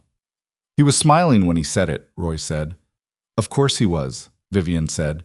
She was at the stove making dinner, an ordinary thing, the ordinary work of feeding people, which she had found in the past weeks to be a reliable anchor when everything else was in motion. Silas was at the table, cleaning one of the fence tools that had come back from the north line with rust on it, doing it the way he did everything, methodically, without hurrying. He's going to make a move before Alderman finishes his review, Silas said, not looking up from the tool. I know. Tonight or tomorrow. Probably tonight. Daylight makes him cautious. He's been working at night since the beginning. Roy looked between them. What do we do? Vivian set her spoon down, turned around. We don't wait for him to come to us. That's what he's been counting on, that we respond to whatever he initiates. It keeps him in control of the timing. What's the alternative? Roy said. We go to him, formally, tonight. She looked at Silas. Not physically, legally. I want Alderman to send a formal notice to Granger's property tonight, delivered by the clerk with the judge's seal on it, requiring Granger to appear before him tomorrow morning to answer specific questions about the fence interference. Silas set down the tool. That forces his hand. He either appears and answers under oath, or he refuses and creates a record of obstruction. And if he responds by sending his men here tonight, then we're ready for it, she said. And when Alderman asks him about it in the morning, he answers for that too. Roy rubbed the back of his neck. That's a thin line you're walking, Vivian. I know it is. She picked up her spoon again. Go talk to Alderman. Ask him if he's willing to send the notice. Roy went. Silas watched her for a moment. You're using Granger's own instincts against him, he said. He's a man who pushes back when he feels pressed. I've watched him do it for 3 years. She stirred the pot. If he sits quietly tomorrow and answers Alderman's questions politely, we have a clean legal process and eventually we win. If he panics tonight and does something visible and stupid, we win faster and with more evidence. And if he does something visible and dangerous? She looked at him over her shoulder. That's why I need you to be ready. He held her gaze. I'm ready. I know, she said, and turned back to the stove, and the words sat between them in the warm kitchen with the kind of weight that simple words accumulate when they mean more than their surface. Alderman agreed to send the notice. The clerk rode to Granger's property at 7 in the evening, delivered it to the man himself at his front door, and was back at the Mercer Ranch by 8:30 reporting that Granger had received it and signed the acknowledgement with a steadiness that suggested either genuine confidence or the performance of it. By 10 o'clock, the ranch was quiet. Too quiet. The kind of quiet that wasn't absence of activity, but it was absence of the ordinary activity that should have been present. No cattle sounds from the south pasture. No wind working the old hinge on the east barn door. Nothing. Silas noticed it first. He was on the porch when he registered the wrongness of it and came inside and told Vivian with the particular economy he used when time mattered. She pulled on her boots. Roy was already moving. The hands went to their positions, the same positions they had planned and rehearsed over the past 2 weeks, because Silas had spent an afternoon with Roy and the hands walking the property's defensive geometry in a way that was thorough, without being military, practical, in the way that a man who had spent years surviving in difficult situations knew how to be practical. Granger came with 7 men. He did not come to the fence line this time. He came directly up the road, openly, which was either very confident or very desperate, and Vivian suspected it was both. When they reached the gate, she was standing at the porch, and Silas was beside her, and Roy was positioned at the corner of the barn, and every other hand was where they were supposed to be. Granger stopped his group at the gate. He was on horseback, which meant he was choosing the elevation, a small thing, but telling. He had dressed for this in his good coat, which she found darkly funny, the idea of a man putting on his best coat to come threaten a woman and her household in the dark. Vivian, he said. His voice was easy, conversational, the voice he used when he wanted to seem like the reasonable party. I think we've let this get out of hand. I'd like to talk. We're talking, she said. Privately, just you and me. No. His jaw tightened fractionally. There's a judge in your house who's been given a very one-sided picture of a complicated situation. I'd like the opportunity to offer some context before this becomes something that harms both of us. The only person I can think of who would be harmed by an accurate account of the past 3 months is you, Wade. Silence. One of his men shifted in the saddle. She noticed Silas notice it. This man beside you, Granger said. His tone had changed, still controlled, but the easiness was gone, and something colder had come up through it. You know what he is, you know what he's done. You brought a known gunfighter onto your property, and now you're hiding behind a judge who doesn't know the full story. The judge knows everything I know, she said, including who cut my fence line, including who drove my cattle in a storm, including who prepared paperwork to invoke a land ordinance the day my husband was buried. The silence that followed was different from the previous silences. It had the quality of something that has been running fast and has hit a wall. One of Granger's men, She didn't know which one in the dark, said something low to him. She couldn't hear the words, but she heard the tone, and the tone was the tone of a man suggesting that this was not going the way it was supposed to go. Granger looked at her, then at Silas. Then at the barn corner where Roy was standing with a rifle that he was holding in the easy, practiced way of a man who has held rifles for 50 years and never points them when he doesn't intend to use them. "You've made your position clear," Granger said finally. "I have. I want you to understand that this isn't finished." Silas spoke for the first time. His voice was quiet enough that the men on horses had to be still to hear it. "Granger, you came up this road in the dark with 7 men to talk to a woman alone. The judge in that house has a window. He's been watching since you arrived." A pause. "Whatever you're thinking about doing, think about what it looks like to the man with the authority to write it down permanently." Granger looked at the house, at the window where a lamp was visible, where if you looked, you could see the shape of a man standing back from the glass. The silence stretched. Then Granger turned his horse. His men turned with him. They rode back down the road without hurrying and without looking back, which was worse in some ways than if they'd been dramatic about it. It had the quality of a man leaving a thing for later, not abandoning it. Vivian stood on the porch until the sound of them was gone.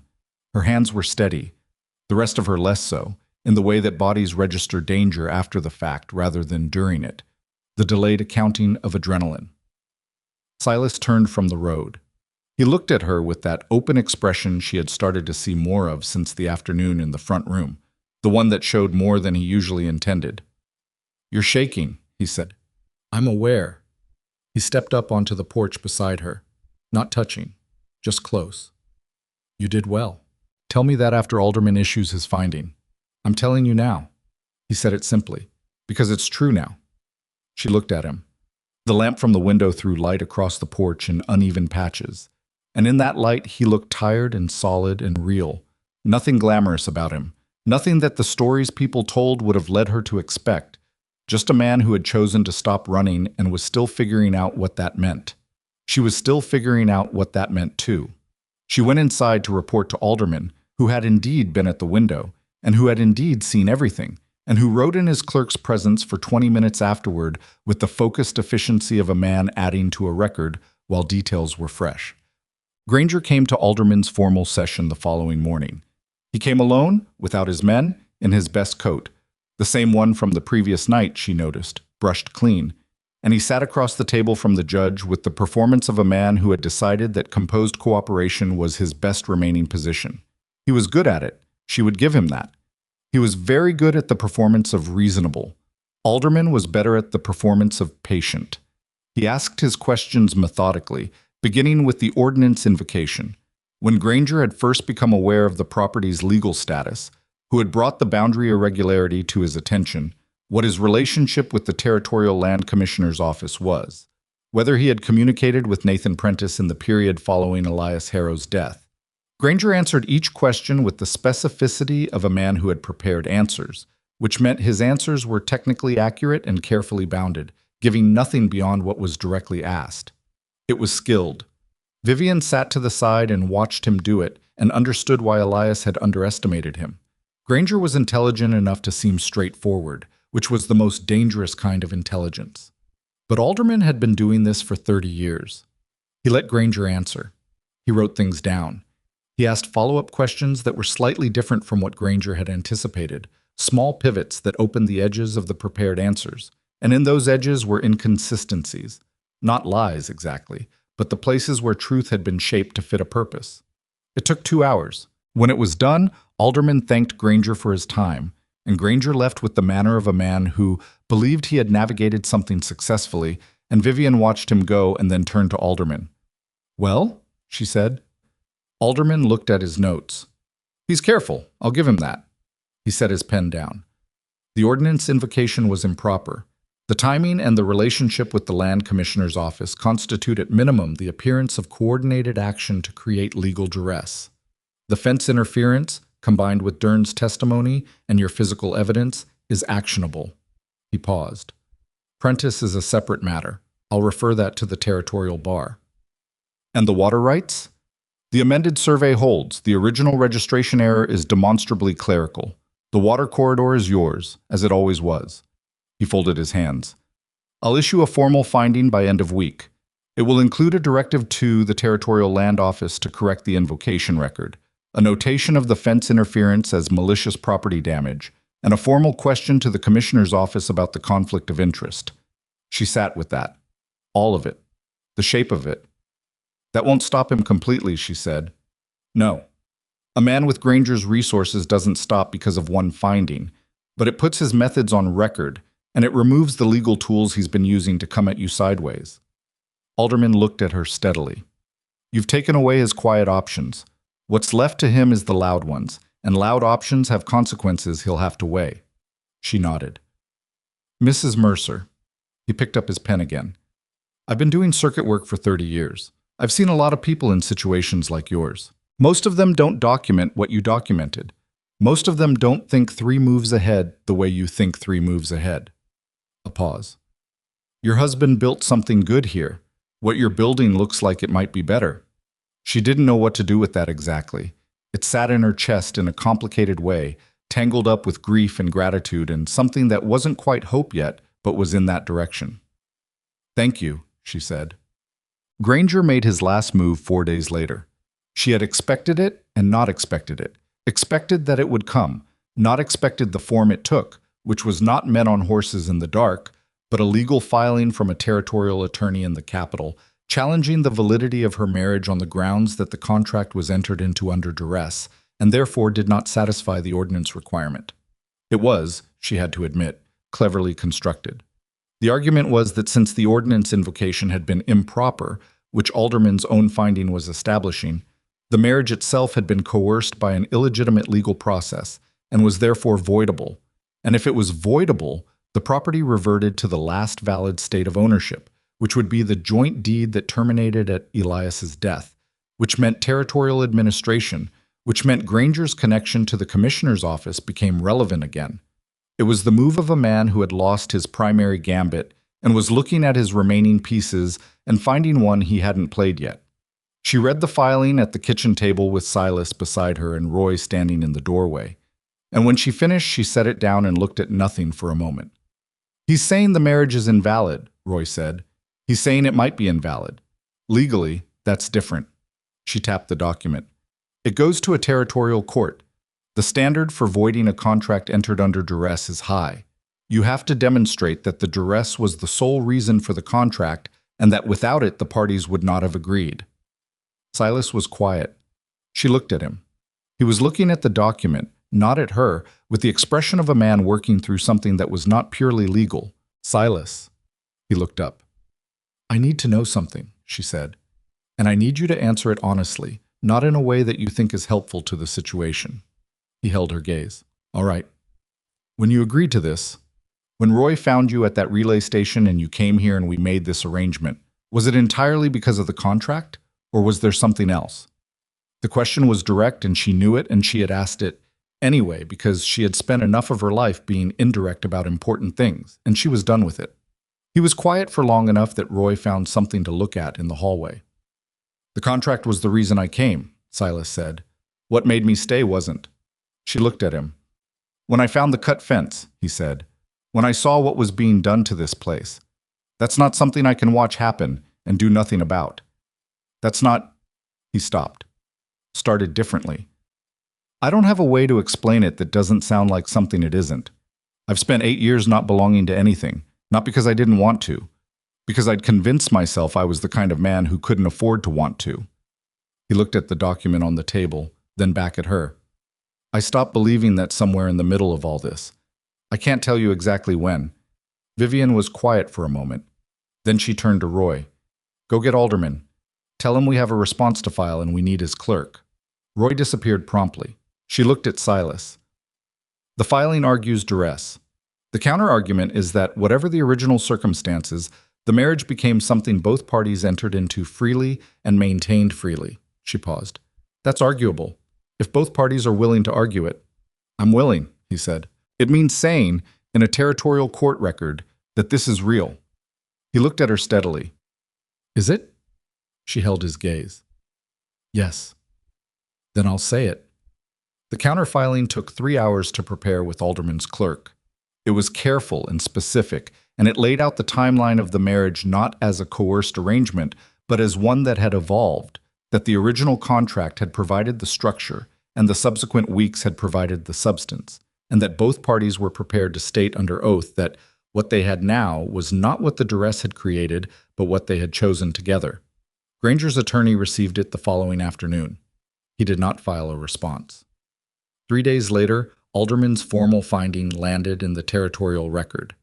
The ordinance invocation was declared improper. The fence interference was documented as malicious property damage with a directive for restitution.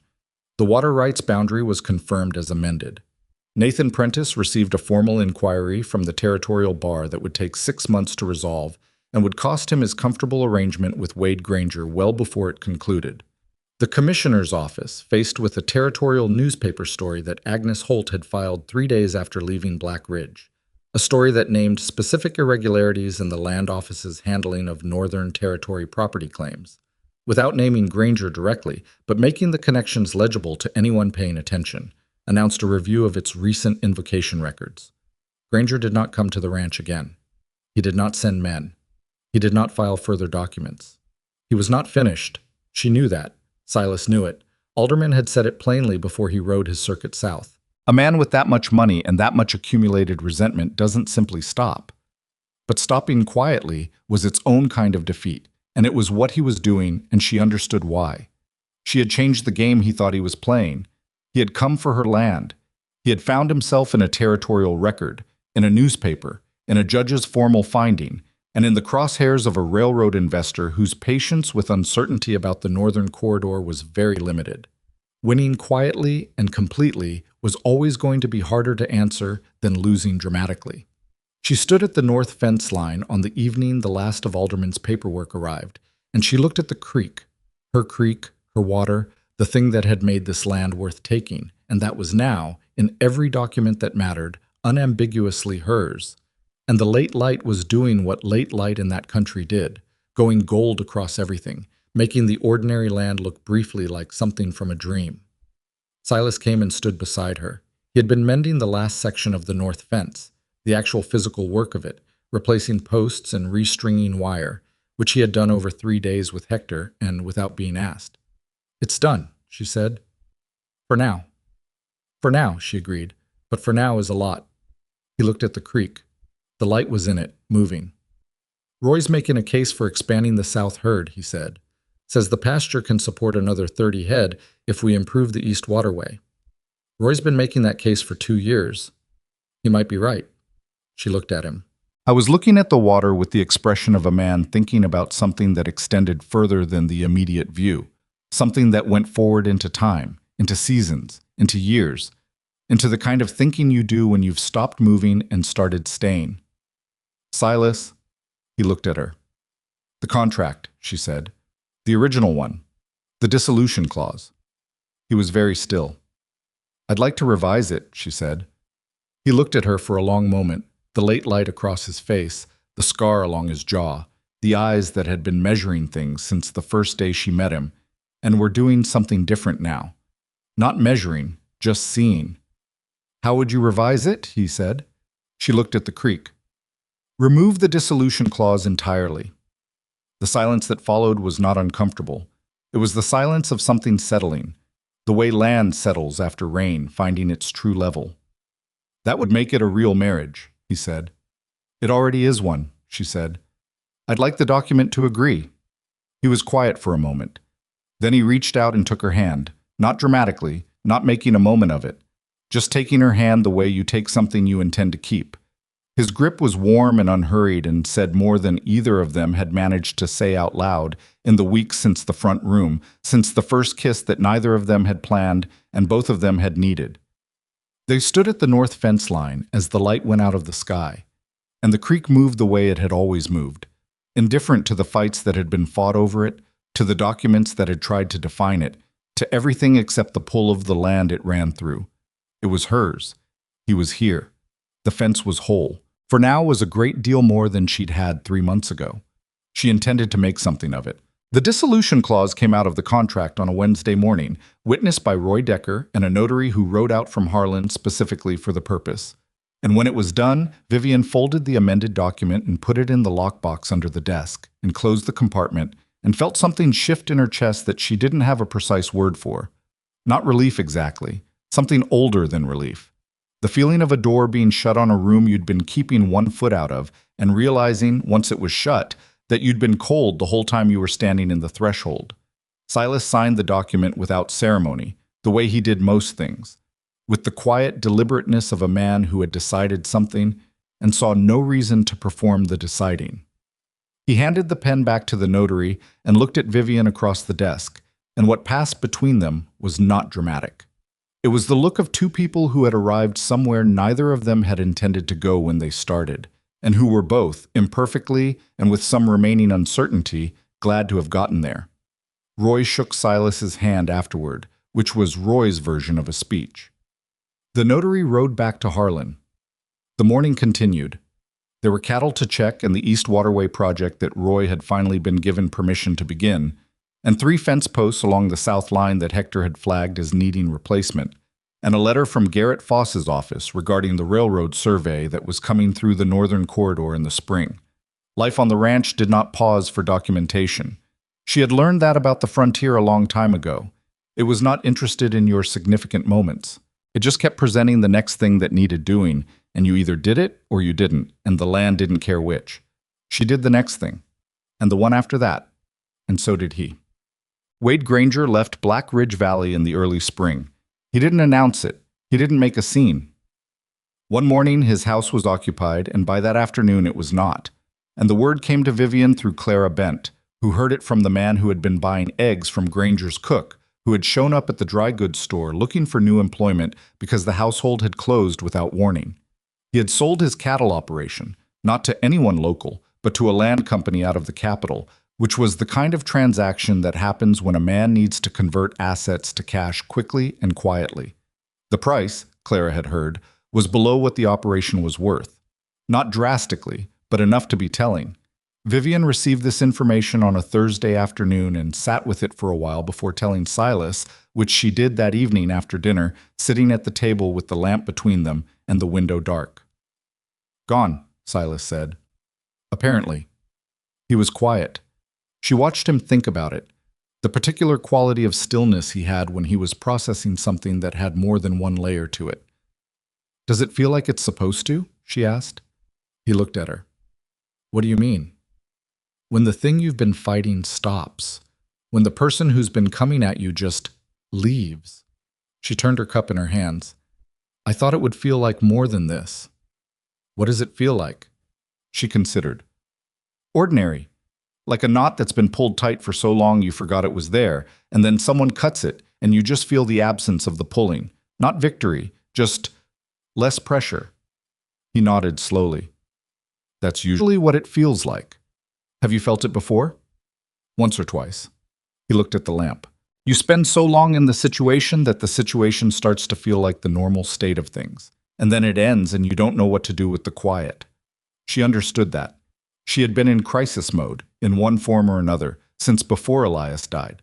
The long, slow crisis of watching someone get sick and not being able to stop it, and then the abrupt crisis of the courtroom and the deadline and the man at the south fence who became the man at the kitchen table, who became this, all of it running without pause for months. And now it had paused. "What do you do with the quiet?" she asked. He looked at her. Something in his face softened in the way it did sometimes when he let himself. Not often, not easily, but genuinely. "I'm still figuring that out," he said, "but I think it starts with staying somewhere long enough to find out." She looked at him across the lamp. This man who had arrived on a gray horse with a contract and a past, and nothing resembling a plan to be here, who had found the cut fence before she had, who had ridden a flooding creek crossing in the dark without hesitation, who had stood in front of August Crowley and said, "I am sorry for what happened," in the voice of a man who meant it, and knew it wouldn't be enough, and said it anyway. "You're staying," she said. It wasn't a question. "I'm staying," he said. It wasn't a promise. It was something better. A simple present tense fact, stated by a man who chose his words carefully enough that the simple ones meant the most. She reached across the table and put her hand over his.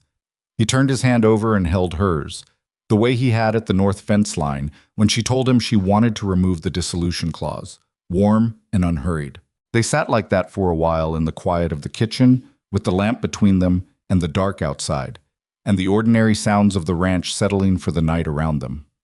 Spring came the way it always came to that part of the territory, not all at once, but in argument with winter.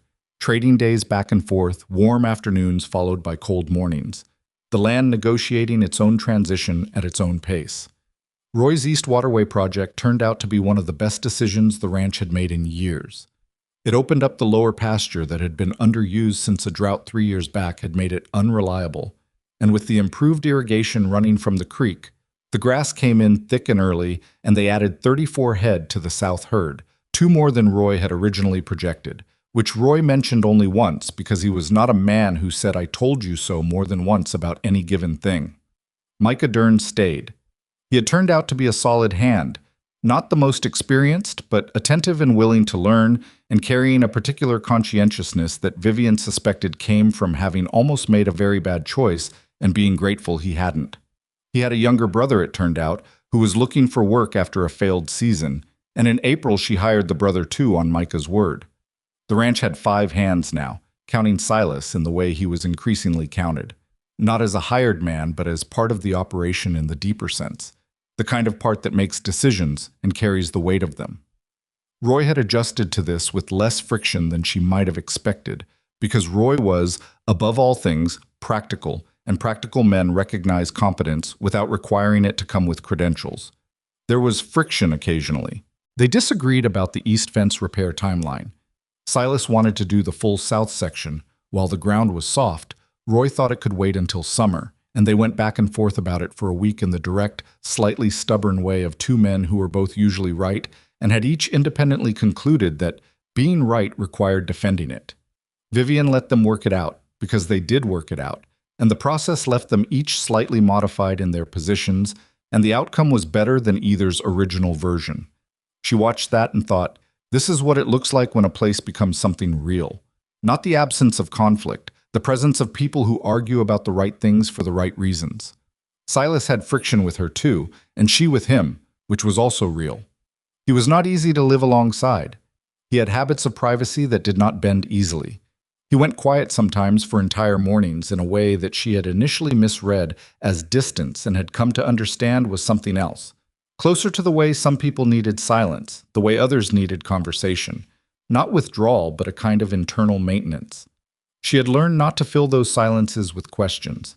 He had learned that when she was working through something difficult, she went practical, became very focused on tasks, very crisp, very efficient, and that this was not her being cold, it was her being busy with something she wasn't ready to say yet.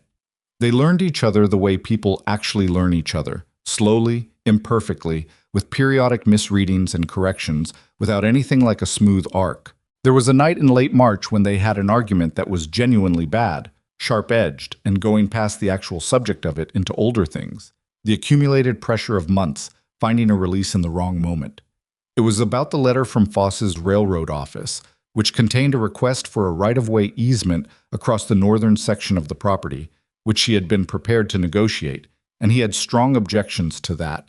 He hadn't initially explained clearly, and the argument that followed was not really about the railroad at all by the end of it, but about something harder to name, about whose judgment counted and how decisions got made, and the still unresolved edges of 2 people who had arrived here from very different histories and not yet figured out all the ways those histories produced different instincts. She said something she shouldn't have. He went very quiet in the way that was not maintenance but actual withdrawal, and went out to do a late check of the south pasture that didn't need checking. She sat at the kitchen table after he left and felt bad about it, and then felt annoyed at feeling bad about it, and then felt bad about the annoyance, which was its own kind of circular misery that she recognized from being a human person in a relationship with another human person. He came back an hour later. She was still at the table. He sat down. Neither of them said anything for a moment. I should have explained my concern about the easement before I started having an opinion about your decision, he said. I should have asked what the concern was before I took the opinion as criticism, she said. A pause. The railroad will bring people, he said. A lot of people. And some of those people will be connected to people who... He stopped. It's been quiet for a while. I've started to trust the quiet. And then something like the railroad letter arrives, and I remember that quiet isn't the same as safe. And I react to that, and I react badly. She looked at him. You think Crowley would come back through a railroad connection?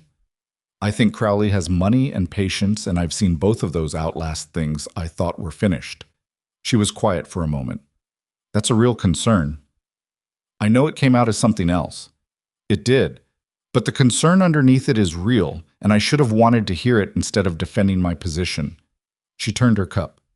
We can negotiate the easement with conditions that limit public access to the corridor itself. The right-of-way can be for the tracks only, not for station or depot development. Voss would prefer that anyway. He's not looking to build a town. He's looking to move cattle faster. Silas considered this. That would address most of it. Would you write the counterproposal? You understand the security considerations better than I do, and Voss's office will take it more seriously if it comes with specific language. He looked at her. The offer was deliberate, and he knew it. Not condescension, not management, but genuine distribution of a task to the person better suited to it. She watched him decide to receive it that way. All right, he said. They sat in the kitchen for another hour, going over the railroad letter together, and by the end of it, they had the outline of a counterproposal that was better than what either of them had started with. That was something she had not expected from marriage, the second time, the chosen time, that it would make her better at things through the friction of it, not despite the friction, but because of it. Elias had been a good man, and their marriage had been a real one, but they had arrived at each other already formed, with their habits already grooved, and they had accommodated each other more than they had changed each other. This was different. She was different in it. She could feel herself being different in it, which was uncomfortable sometimes and necessary always. She thought about this sometimes in the early mornings, when the ranch was just waking and she was at the stove, and the light was coming in at the low angle it came in that time of year, and she thought, this is what the good version of surviving something looks like. Not going back to who you were before, going forward into who you hadn't known you could be. It was Clara Bent who first suggested the second wedding. She suggested it the way Clara suggested most things, obliquely, over the counter at the dry goods store, in the middle of a conversation that had ostensibly been about something else, in this case the price of salt pork. There's a thing people do, Clara said, wrapping the pork in paper, when a marriage that started under difficult circumstances has settled into something genuine. They mark it, formally, a gathering. Vows said again because they mean something different now. She tied the string around the package. Not for the law, just for the people in it. Vivian took the package. Clara, I'm just saying it's a thing people do. You're saying it's a thing you think I should do. Clara looked at her over the counter with the particular expression of a woman who has been friends with someone long enough to dispense with indirection. You were married in a courthouse with a man you'd known for 3 days, witnessed by me and Roy, without a single person who cared about you there to see it. What you have now is not that. It seems worth acknowledging. Vivian carried the salt pork home and thought about it for a week before she brought it up to Silas, which she did one evening while they were doing the thoroughly unromantic work of going over the monthly accounts. Clara thinks we should have a second wedding, she said. He looked up from the ledger. A second wedding. Because the first one didn't. She thinks what we have now should be marked differently than what the courthouse produced. He was quiet for a moment, looking at her with that steady attention. What do you think? I think she's right, Vivian said, but I wanted to know what you think before I think it too loud. I was quiet for longer this time. She watched him sit with it, whatever it brought up for him. She had learned not to rush his quiet, not to fill it with questions. It would get to words when it was ready. I didn't have much use for ceremony, he said finally. For most of my life, ceremony felt like something that belonged to people who had the right to it, people who had standing, roots, people who weren't going to move on in the morning. He looked at the ledger, then back at her. I'm not moving on in the morning. No, she said. You're not. Then I think Clara might be right. She had not told him she was going to organize it. She had said she was thinking about it, and then she had organized it, because thinking and doing had never been very far apart for her and Silas, by now knew this about her. She spent 3 weeks on it. Not elaborate, that wasn't who either of them was, but intentional. She wrote it to Judge Alderman, who agreed to come and officiate, which felt right in the way that things feel right when the person who saw the beginning of something gets to see it change. She told Roy, who told the hands, and somehow, through Clara's network of information, which operated more efficiently than the Territorial Postal Service, the word spread through Black Ridge in the way that genuinely good news spreads, which is without anyone being able to identify exactly how it got from one person to the next. The day was a Saturday in late May, when the valley was doing the best version of itself. The grass at full height, the creek running clear, the light coming in from the west at the angle that made everything it touched look like it had been considered. They gathered in the yard, in the open, because neither of them wanted walls around it. Roy and Hector and Micah and his brother stood together in the way that men stand when they're trying to be appropriate for an occasion and are slightly uncertain what appropriate looks like. Clara Bent had brought 3 other women from town, people who had known Vivian when she arrived as a bride and had watched everything that followed and were here now without needing to be asked twice. Agnes Holt had written to say she couldn't attend but was glad to hear it, which was warm for Agnes Holt, and Vivian appreciated it. Young Micah Dern had, somewhat mysteriously, acquired a fiddle and was playing something low and unassuming in the background that he stopped when Alderman arrived. Alderman shook Silas's hand first, then Vivian's. He looked between them with the expression of a man who had seen a great deal in his circuit work and had developed the ability to read the difference between situations that were performing emotion and situations that contained it. "You ready?" he said. "Yes," they said, not simultaneously, not matched, just both, in the space of a few seconds, with different inflections that meant the same thing. The vows were simple. Alderman had asked what they wanted said, and Vivian had thought about it for a while and then said, plain things, true things. Nothing that required performance. He had understood immediately. She looked at Silas while Alderman spoke the words, and he looked at her.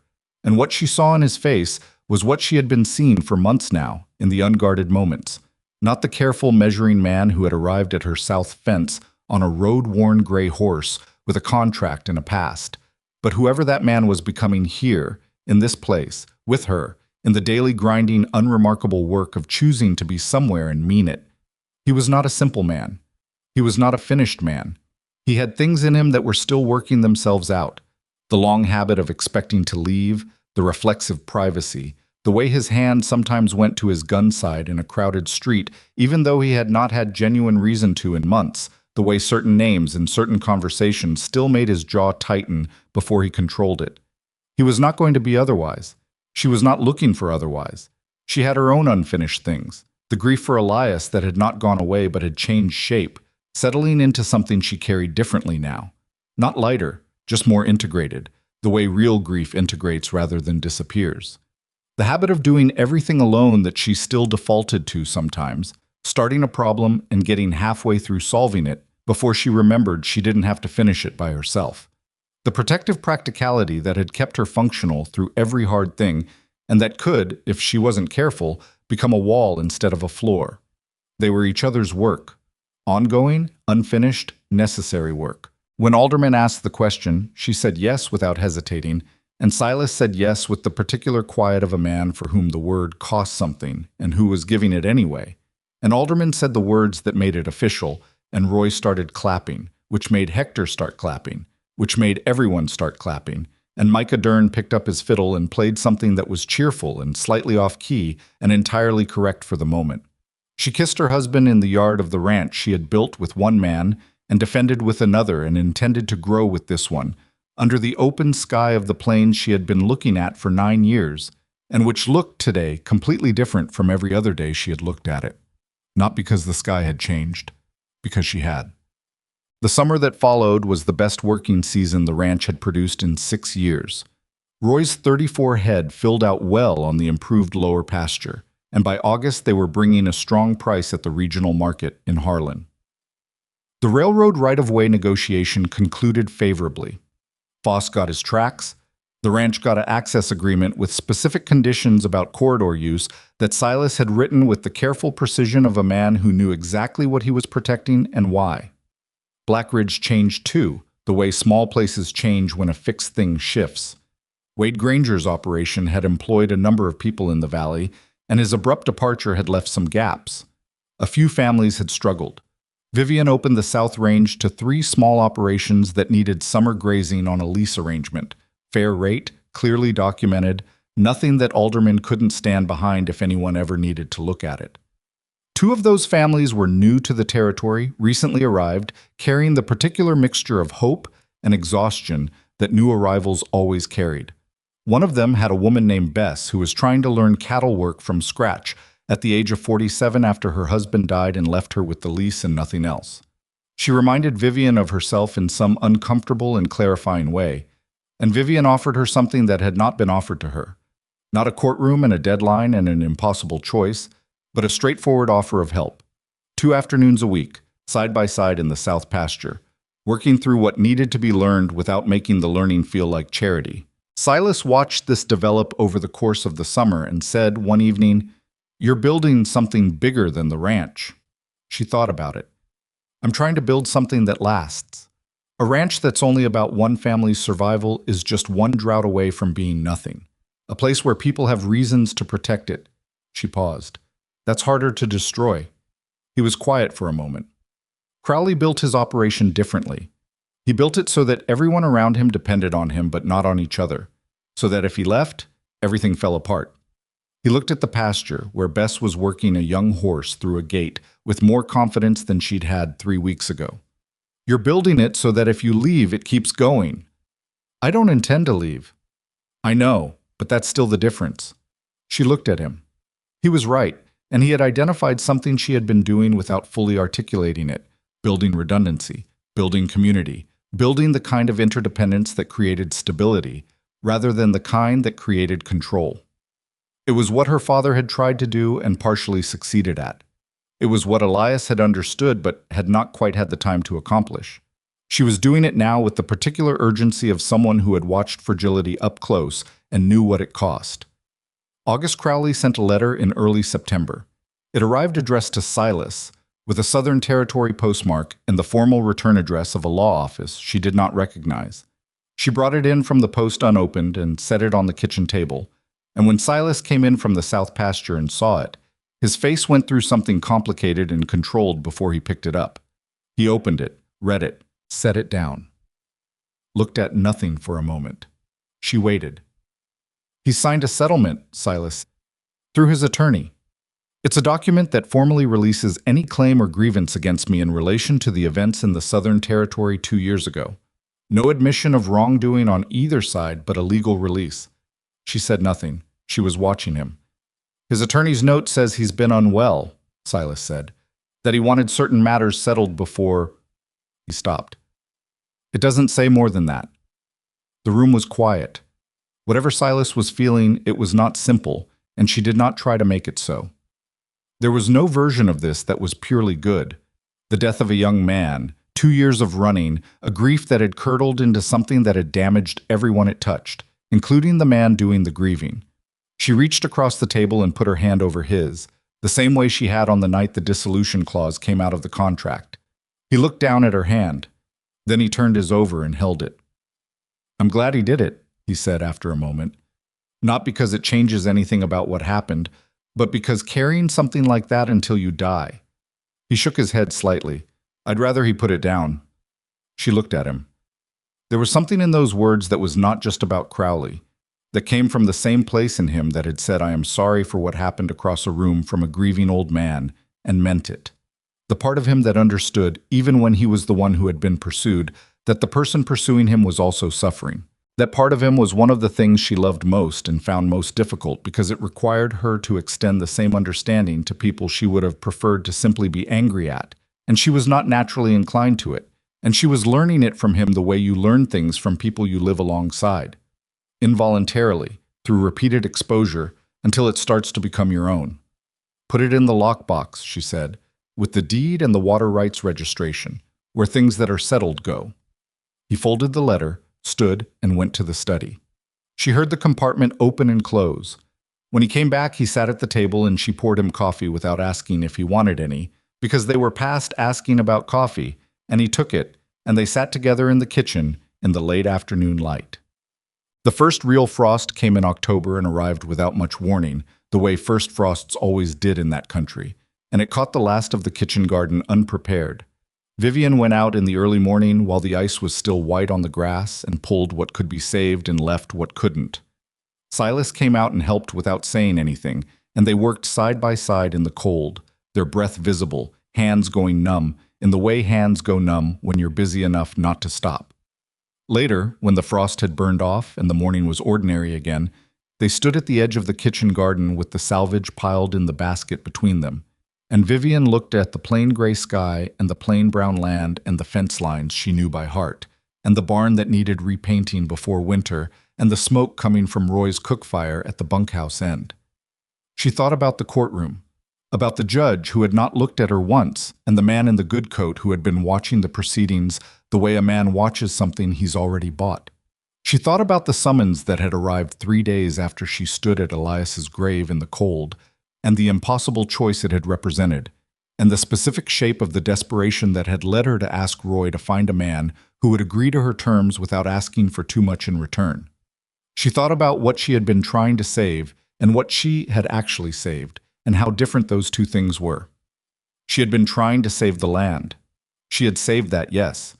The deed was clear, the water rights confirmed, the property expanding in ways she hadn't imagined possible when the worst of it was happening. But she had saved other things too that she hadn't known were at risk. The version of herself that was capable of asking for help. The version of herself that was capable of letting someone in without demanding certainty first. The capacity for something she would have said, on the morning of that courtroom, that she had already used up her lifetime's allocation of. She had not. That was the thing she came back to. In the quiet moments, in the early mornings, in the ordinary ongoing days of a life that had no guarantee in it. No guarantee it would go on the way it was going. No guarantee that the next hard thing wouldn't arrive in a form she hadn't anticipated. The frontier did not make promises. The land didn't care. The weather didn't consult you. But you were allowed to choose what you built in the middle of all that indifference. You were allowed to choose who you built it with. You were allowed to revise the choice when you understood it better than you had before. Not because the original was wrong, but because understanding deepened, because people were not fixed things, because the best version of a life was not the one you planned from the beginning, but the one you kept choosing, day by day, in the specific circumstances of each actual day. She had been forced into a marriage. She had chosen to stay in it. She had chosen the man in it and been chosen back. And they had both arrived at that choice through a route so unlikely and so difficult that she sometimes looked back at the sequence of events and thought, if any single piece of it had been different, if Roy hadn't found him, if he'd refused, if the storm hadn't come, if Crowley's men hadn't arrived when they did, forcing the confrontation in the front room that led to the moment she still thought of as the first real moment. Not the courthouse, not even the kiss, but the conversation across the kitchen table on the night he told her he had stopped believing he was the kind of man who couldn't afford to want to belong somewhere. That was when she had known. Not the day she revised the contract, or the day she stood in the yard and said yes in front of everyone she cared about. Before that. On an ordinary night, at a kitchen table, with a lamp between them and the dark outside, when a man who had been running for 2 years told her what it had cost him, and she understood that the cost had been worth it, she picked up the harvest basket. Silas took the other handle without being asked. They walked back to the house together, through the frost-burned grass, in the ordinary morning of an ordinary day, and the plains ran out in every direction around them, wide and empty and indifferent and entirely, completely theirs. Not because the law said so, because they had earned it and chosen it and stayed. Roy was already at the stove when they came in, complaining at the preserved state of the tomatoes in a running monologue that required no response and received none, and the kitchen filled with warmth and the smell of coffee and the sounds of a place that was alive and occupied and well used. Silas set down the basket and looked at her across it, just for a moment. The look that said nothing that needed saying. She looked back. Same. Then she hung up her coat and got to work. There was always work. There was always the next thing. But the next thing, now, was not something she was doing alone. And the difference between those two states, doing it alone, doing it alongside, was, she had come to understand, the entire difference. Some people wait their whole lives for that difference and never find it. Some find it and don't recognize it until it's past. Some have it forced on them by circumstance, by courts and deadlines and impossible choices, and discover, on the far side of all that difficulty, that what felt like the worst thing that could happen was also, in a way that no one would have chosen, and that nevertheless turned out to be true, exactly what they needed. She had not needed saving. She had needed a partner. There was a difference there too, and it mattered, and it was the thing she would have told anyone who asked, the thing she understood now that she had not understood before all of it, that strength is not the same as self-sufficiency, and that the bravest thing she had ever done was not fighting for the land, or outmaneuvering Granger, or standing on her porch in the dark while 7 armed men sat at her gate. The bravest thing she had ever done was removing the dissolution clause, choosing, freely, to stay. The planes ran quiet outside the window. Black Ridge Valley lay in the thin October light, ordinary and continuing and hers. The fence lines held. The water moved. The cattle were in the lower pasture where Roy said they should be, eating grass that wouldn't have been there without the waterway work, which wouldn't have happened without the security to think that far ahead, which wouldn't have existed without the fight they had all been through to get to the quiet on the other side of it. Nothing about any of it had been smooth. Nothing had been clean or easy or free of cost. The people in it were imperfect, complicated and stubborn, and shaped by their histories in ways that didn't simply dissolve when the circumstances improved. That was not a flaw in the story. That was the story. The best ones always are.